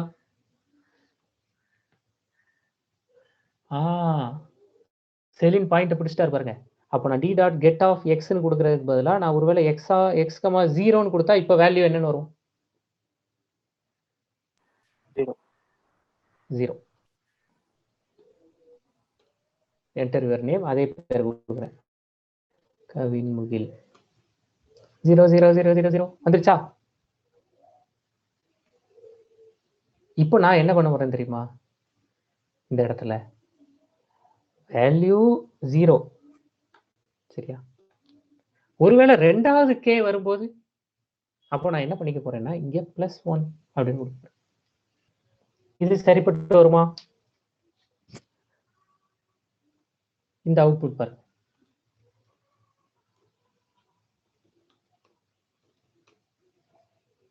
இந்த அவுட்புட் எப்படி மாறி இருக்கு பாருங்க. இந்த அவுட்புட் எப்படி மாறி இருக்கா? ஒருவேளை அவுட்புட் பார்த்து வச்சுக்கோங்க, மாறினது எப்படின்னு தெரியலன்னா கூட நான் எக்ஸ்பிளைன் பண்றேன். இந்த கெட் ஆஃப் எக்ஸ் கமா 0 போட்டா இந்த அவுட்புட் இது ரொம்ப பெரிய ப்ரோக்ராம். ஆக்சுவலா ஒரு வார்த்தையை கொடுத்து அதுல இருக்கிற ஒவ்வொரு எழுத்தையும் சொல்லுங்க அப்படிங்கிறது பெரிய ப்ரோக்ராம். அதை சாதாரணமா டிக்ஷனரியில பண்ணிட்டு போயிடலாம். நம்ம இதை டிக்ஷனரி இல்லாம ஒரு நாளைக்கு நான் இதை செஞ்சு காமிக்கிறேன். இப்ப பாருங்க, நான் பெரிய பேர்லாம் எடுக்கலைங்க, கவின் முகில்லாம் எடுக்கலைங்க, கேகே அப்படின்னு எடுத்துக்கிறேன். முதல் தடவை இந்த டிக்ஷனரி, இப்போ நான் இந்த கேகே வச்சு தான் உங்களுக்கு எக்ஸ்பிளைன் பண்ண போறேன். முதல் தடவை இந்த டிக்ஷனரி எம்டியா இருக்கு, நல்லா பார்த்துக்கோங்க, இதுல எதுவுமே இல்லை, எம்டி. அடுத்து ஃபார் எக்ஸ் இன் நேம். அப்போ எக்ஸ் இன் நேம்னா என்னென்ன எழுத்துலாம் வரும்? முதல் தடவை ஒரு கே வரும், ரெண்டாவது தடவை ஒரு கே வரும். அப்போ முதல் தடவை கே வரும்போது இந்த எக்ஸ்ல முதல் தடவை ஒரு கே, சரியா? ரெண்டாவது தடவை ஒரு கே, சரி, இப்படிதான் வரும். அப்போ முதல் தடவை வரும்போது டி டாட் கெட் ஆஃப், முதல் தடவை வரும்போது D dot get of K. Get of K, டில கே இருக்கா? இப்போ டில கே இருக்கா? இல்ல. Get of K, get of K நன்னு இருந்ததுன்னா எனக்கு 0ன்னு வச்சுக்கோங்க, கரெக்டா? அப்போ இந்த D dot get of K முதல் தடவை எனக்கு என்ன ரிசல்ட் கொடுக்கும்? 0 +1. அப்போ 0 + 1 முதல் தடவை வேல்யூ என்னன்னு ஸ்டோர் ஆகும்? கேக்கு. இந்த இடத்துல வேல்யூ 1ன்னு வந்துடும். இது உங்களுக்கு புரியுதா? D dot get of K, D dot get of K நன்னு இருந்தா 0ன்னு வச்சுக்கோன்னு சொல்லிட்டோம். அப்போ இது மொத்தமும் 0ன்னு மாறிடும், இது மொத்தமும் 0ன்னு மாறிடும், +1 கொடுத்துருக்கீங்க, அதனால இந்த இடத்துல வேல்யூ 1ன்னு மாறிடும். இது புரியுதா? அந்த 1 எடுத்துட்டு போய் நீங்க டி ஆஃப் எக்ஸ்ன்னு வைக்கிறீங்க. அப்போ டி ஆஃப் எக்ஸ்னா என்னது? டி ஆஃப் எக்ஸ்னா என்னது? D of K. D of கேவோட வேல்யூ 1. அப்போ டிக்ஷனரி இப்போ எப்படி ரெடி ஆயிருக்கும்? டிக்ஷனரி இப்போ இப்படி ரெடி ஆயிருக்கும், K:1 அப்படின்னு ஒரு டிக்ஷனரி ரெடி ஆயிருக்கும். நம்மளோட டி அப்படிங்கிற டிக்ஷனரி இப்படி அப்டேட் ஆகிருக்கும். இது வரைக்கும் புரியுதா? இது யாருக்கும் புரியாம இருக்கா? இந்த லூப்பை ஒரு தடவை தான் எக்ஸ்பிளைன் பண்ணியிருக்கேன். அடுத்த கேவுக்கு திரும்ப இந்த லூப்புக்கு போகிறோம், அதை அப்போ பார்த்துக்கலாம். இப்போ இது வரைக்கும் சொன்னதுல ஏதாவது கேள்வி இருக்கா? இப்போ ரெண்டாவது தடவை இந்த லூப்புக்கு போகிறேன். இப்போ ரெண்டாவது தடவை இந்த லூப்புக்கு போகும்போது என் கையில் இருக்கிற வேல்யூ மதிப்பு என்ன? கே தான். அப்போ ரெண்டாவது தடவையும் எக்ஸ் தான். ஆனால் ஒரே ஒரு சின்ன வித்தியாசம், ரெண்டாவது தடவை நான் இங்கே டி டாட் கெட் ஆஃப் எக்ஸ்ன்னு கொடுக்குறேன். எக்ஸோட வேல்யூ என்ன? கே தான். அந்த கே ரெண்டாவது தடவை இல்லையா? கே இல்லைன்னா தானே 0. கே இருந்ததுன்னா என்ன வேல்யூ வரும்? T dot get of K என்ன கொடுக்கும்? அதோட வேல்யூ கொடுக்குமா? இப்போ ஏற்கனவே கே இருக்குல்ல, அப்போ ஏற்கனவே கே இருக்கிறதுனால அதோட வேல்யூவை கொடுக்குமா?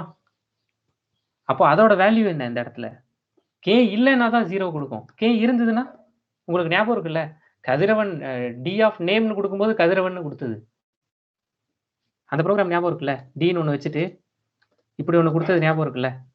நேம் கதிரவன் கொடுக்கும்போது நான் டி ஆஃப் நேம்னு கொடுத்தேன். டி ஆஃப் நேம்னு கொடுத்தா எனக்கு கதிரவன் அவுட்புட் வந்துச்சு. நீங்க கீயை கொடுத்தீங்கன்னா அதோட வேல்யூ வந்துடும். அப்போ கீ இல்லைன்னா தான் 0. இப்போ நமக்கு கேங்கிற கீ இருக்கு, அப்போ இருந்ததுன்னா இங்க 0 கிடைக்காது, இங்க 1ன்னு கிடைக்கும். ஏன்னா ஏற்கனவே ஒரு தடவை கே இருக்கு, அந்த 1ங்கிற வேல்யூ கிடைக்கும். அந்த 1 + 1 அப்போ இப்போ வேல்யூ 2ன்னு மாறிடும். அப்போ இப்போ D of X equals to வேல்யூன்னு கொடுத்தீங்கன்னா டி ஆஃப் கே ஏற்கனவே இருக்கிறதுனால டி ஆஃப் கே 2ன்னு மாறிடும். இப்போ நீங்க வெளியில வந்து டியை பிரிண்ட் பண்ணி பார்த்தீங்கன்னா இப்படி உங்களுக்கு K:2ன்னு பிரிண்ட் ஆயிரும். இது புரியுதா?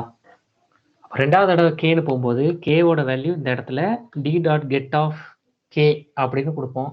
அப்போ அங்கே 0 கிடைக்காது, 1 தான் கிடைக்கும். அந்த ஐடியா புரியுதா? அதுதான் நம்ம இந்த டிங்கிறதுல கொடுத்தோம். நான் பழைய டி உங்களுக்கு அதுக்காக தான் எழுதி காமிக்கிறேன். இந்த இடத்துல name equals to age equals to இப்படின்னு கொடுத்தோங்க. அப்போ நீங்கள் டி ஆஃப் நேம்னு கொடுத்தீங்கன்னா உங்களுக்கு கதிரவன்கிற அவுட்புட் கிடைச்சது. டி ஆஃப் ஏஜ்னு கொடுக்கும்போது உங்களுக்கு 50ங்கிற வேல்யூ கிடைச்சது. நீங்கள் டி ஆஃப் சேலரி கேட்கும்போது தான் எங்ககிட்ட சேலரி இல்லை, நன்னுன்னு கிடைச்சது. நன்னுக்கு பதிலாக 0ன்னு கொடுத்தீங்க. இதான் நம்ம அப்போ தான் பண்ணோம். அந்த ஐடியாவை வச்சு தான் இப்போவும் பண்ணுறோம். அந்த கெட் ஆஃப் 0 ஐடியா தான் இங்கேயும். புரியுதா? டி டாட் கெட் ஆஃப் சேலரின்னு கொடுத்தேன். அப்படி சேலரின்னு கொடுக்கும்போது இப்போ சேலரி இல்லைங்க அப்படின்னு கொடுத்தது புரிகிறதா? அப்படி சேலரி இல்லைன்னா எனக்கு நாட் அவைலபிள்னு கொடுங்க, இல்லை 0ன்னு கொடுங்கன்னு சொன்னேன். அது இல்லைன்னா தான் அதை கொடுக்கும். இருந்துச்சுன்னா இருக்கிற வேல்யூவை கொடுக்கும். அப்போ அதே தான் இங்கேயும். இப்போ கே ஏற்கனவே இருக்கு, இருக்கிற வேல்யூவை கொடுக்குது. அதனால 1 + 1 2. அதனால T of K equals to 2 வந்துடும். இப்போ நான் கேன்னு கொடுத்தேன்னா எனக்கு அவுட்புட் இப்படி வந்துடும். அந்த பழைய ப்ரோக்ராம்ல இருந்தது தான் இந்த ப்ரோக்ராம். புதுசு, அதனால என்ன நடக்குதுங்க அப்படிங்கிற மாதிரி இருக்கும். இப்போ நான் கே அப்படின்னா இப்படி 2ன்னு வந்துடும். அவ்வளோதாங்க. ஒருவேளை இது புரியலைனாலும் ப்ராக்டிஸ் பண்ணிட்டு வாங்க. ப்ராக்டிஸ் பண்ணிட்டு வந்து, இது நல்ல ப்ரோக்ராம், ரொம்ப ஷார்ட்டஸ்ட் ப்ரோக்ராம். அப்போ ஒவ்வொரு கேரக்டரும் எத்தனை தடவை இருக்கு அப்படின்னு கண்டுபிடிக்கிறதுக்கு ரொம்ப ஈஸியான ஒரு ப்ரோக்ராம். இதை ட்ரை பண்ணிட்டு வரீங்களா? இந்த ஐடியா மைண்டில் ஸ்டோர் ஆகணும், அவ்வளோதான். அப்போ இந்த கெட் ஆஃபை வந்து நல்லா ப்ராக்டிஸ் பண்ணிட்டீங்கன்னா இது ஸ்டோர் ஆயிடும். இப்போ இதில் வந்து அடுத்து இதில் என்னென்னலாம் எனக்கு வேணும் அப்படின்னா, இப்போ நீங்கள் ஒவ்வொருத்தரும் உங்கள் பேரை கொடுக்க போறீங்க. அப்போ உங்கள் பேரை கொடுத்துட்டீங்கன்னா இந்த இடத்துல எனக்கு என்ன வேணும்னா ஒவ்வொரு கேரக்டரையும் தனித்தனியாக பிரிண்ட் பண்ணி காமிக்கணும். இப்போ நான் வந்து செலின் ஜார்ஜ் அப்படின்னு ஒரு பேர் கொடுக்குறேன் அப்படின்னா எனக்கு சி அக்கஸ் இப்படி வேணும். சி அக்கஸ் ஒரு தடவையா, அடுத்து இ அக்கஸ் 3 டைம்ஸ், 1 2 3 இப்படி வேணும். எல் அக்கஸ் 1 டைம், இப்படி தனித்தனியாக எனக்கு பிரிண்ட் பண்ணணும். நான் இப்போ மொத்தமாக உங்களுக்கு பிரிண்ட் பண்ணி காமிச்சிட்டேன். நீங்கள் எனக்கு பண்ண வேண்டிய ஹெல்ப் இதை தனித்தனியாக பிரிண்ட் பண்ணி காமிக்கணும். அது ப்ரோக்ராம் நம்பர் 1. அது ரொம்ப ஈஸி. ஐட்டம்ஸ்னு போட்டு ஃபார் லூப்பை போட்டு பிரிண்ட் பண்ணி விட்டுருவீங்க. அதில் எதெல்லாம் ஒரே ஒரு தடவை வந்திருக்கு, இப்போ எனக்கு செலின் ஜார்ஜுங்கிற பேரில் ஜிஇ இதெல்லாம் 2 தடவை வந்திருக்கு, கரெக்டாக? எனக்கு எதெல்லாம் ஒரு தடவை வந்திருக்கு, அந்த எழுத்து மட்டும் எது அது எனக்கு வேணும். எதெல்லாம் 2 தடவை வந்திருக்கு அதெல்லாம் எனக்கு வேணும். அதாவது ஒரு தடவைக்கு மேலே எதெல்லாம் வந்திருக்கு அதெல்லாம் வேணும். இதெல்லாம் பண்ணிட்டு வந்துடலாமா? ஞாபகம் வச்சுக்கோங்க. தனித்தனியாக இதில் இருக்கிற சினாரியோ சொல்லிடுறேன். பாயிண்ட் நம்பர் 1, எனக்கு இதில் இருக்கிற கீ வேல்யூஸை தனித்தனியாக பிரிண்ட் பண்ணணும். அதுக்கப்புறம் எந்த வேல்யூலாம் கிரேட்டர் தேன் 1 அதெல்லாம் அந்த கீயவும் வேல்யூவையும் பிரிண்ட் பண்ணணும். எதெல்லாம் ஈக்குவல்ஸ் டு 1 அந்த கீயவும் வேல்யூவையும் பிரிண்ட் பண்ணணும். 3 ப்ரோக்ராம். 4வதா, இந்த 3 ரொம்ப ஈஸி. 4வதா எனக்கு என்ன ட்ரை பண்ணணும்னா, நீங்கள் கொடுக்குற பேரில் இப்போ எனக்கு செலின் ஜார்ஜுங்கிற பேரை கொடுத்தேன். இந்த செலின் ஜார்ஜுங்கிறதுல எந்த எழுத்து நிறைய தடவை வந்திருக்கு, அப்போ ஹையஸ்ட் வேல்யூவை கண்டுபிடிக்கணும். அப்போ வேல்யூ எல்லாம் எடுத்து ஒரு லிஸ்ட்டில் போட்டு அதில் மேக்ஸ் கண்டுபிடிச்சு அந்த மேக்ஸுக்கு கரஸ்பாண்டிங்கான கீ என்னன்னு பார்க்கணும். இதுதான் ஐடியா. அப்போ ஹையஸ்ட் வேல்யூ, அந்த ஹையஸ்ட் வேல்யூக்கான கீ என்ன, எனக்கு நான் என்ன பேர் கொடுக்குறேனோ அதில் இப்போ செலின் ஜார்ஜ்னு கொடுத்தா ஈ தாங்க நிறைய தடவை வந்திருக்கு இவர் பேரில் அப்படின்னு சொல்லணும். முயற்சி பண்ணிட்டு வரலாமா? யாருக்கெல்லாம் கஷ்டமாக இருக்குங்கிறத சொல்கிறேன். நேற்று ப்ரோக்ராமே இன்னும் ப்ராக்டிஸ் பண்ணாமல் இன்னைக்கு செஷன் யாராவது அட்டன் பண்ணியிருந்தீங்கன்னா நீங்கள் டஃப்பாக ஃபீல் பண்ணுவீங்க. நீங்கள் டஃப்பாக ஃபீல் பண்ணுறதுக்கு உங்களோட எபிலிட்டியோ இல்லை உங்களுக்கு ப்ரோக்ராமிங் ஏற்கனவே சுமாராக தான் வருங்கிறதோ காரணமே கிடையாது. நீங்கள் டஃப்பாக ஃபீல் பண்ணுறதுக்கு முக்கியமான காரணம் நேற்று ப்ரோக்ராமை ப்ராக்டிஸ் பண்ணாமல் இருந்துருப்பீங்க. அப்போ இந்த ப்ரோக்ராம் எல்லாம் பார்க்கணுன்னா நேற்று செஷனை ஃபுல்லாக பார்த்து அதை ப்ராக்டிஸ் பண்ணிவிட்டு அதுக்கப்புறம் இன்னைக்கு செஷன் வந்தீங்கன்னா இன்னைக்கு செஷன் முடிச்ச 10வது நிமிஷம் அவுட்புட்டை முடிச்சிருவீங்க. நேற்றே ப்ராக்டிஸ் பண்ணாதவங்களுக்கு இது டஃப்பாக இருக்கும். நான் உங்ககிட்ட சொல்கிறது, ப்ரோக்ராமிங் மேலேயே சந்தேகப்பட்டுறாதீங்க. நீங்கள் நேற்றுலேருந்து இன்னைக்கு வரைக்கும் அந்த 1 டே ஒழுங்கான பிளானில் இல்லை. உங்களோட இம்ப்ராப்பர் பிளானிங் தான் உங்களை அஃபெக்ட் பண்ணுமே தவிர ப்ரோக்ராமிங் அஃபெக்ட் பண்ணாது. சரியா? நான் தான் உங்ககிட்ட நேற்று எக்ஸசைஸ்லாம் நேற்று செஷனை நல்லா ப்ராக்டிஸ் பண்ணிட்டு வாங்க, நாளைக்கு அதோட கண்டினியூஷன் இருக்கும்னு உங்ககிட்ட சொல்லியிருந்தேன். ஒருவேளை நீங்கள் வேறு ஏதாவது ப்ரையாரிட்டியில் இருந்திருந்தீங்கன்னா அப்போ கஷ்டப்படுவீங்க. மற்றபடி இது ஈஸி தான். பண்ணிட்டு வரீங்களா? பண்ணிட்டு வாங்க, நாளைக்கு இதை கண்டினியூ பண்ணுவோம்.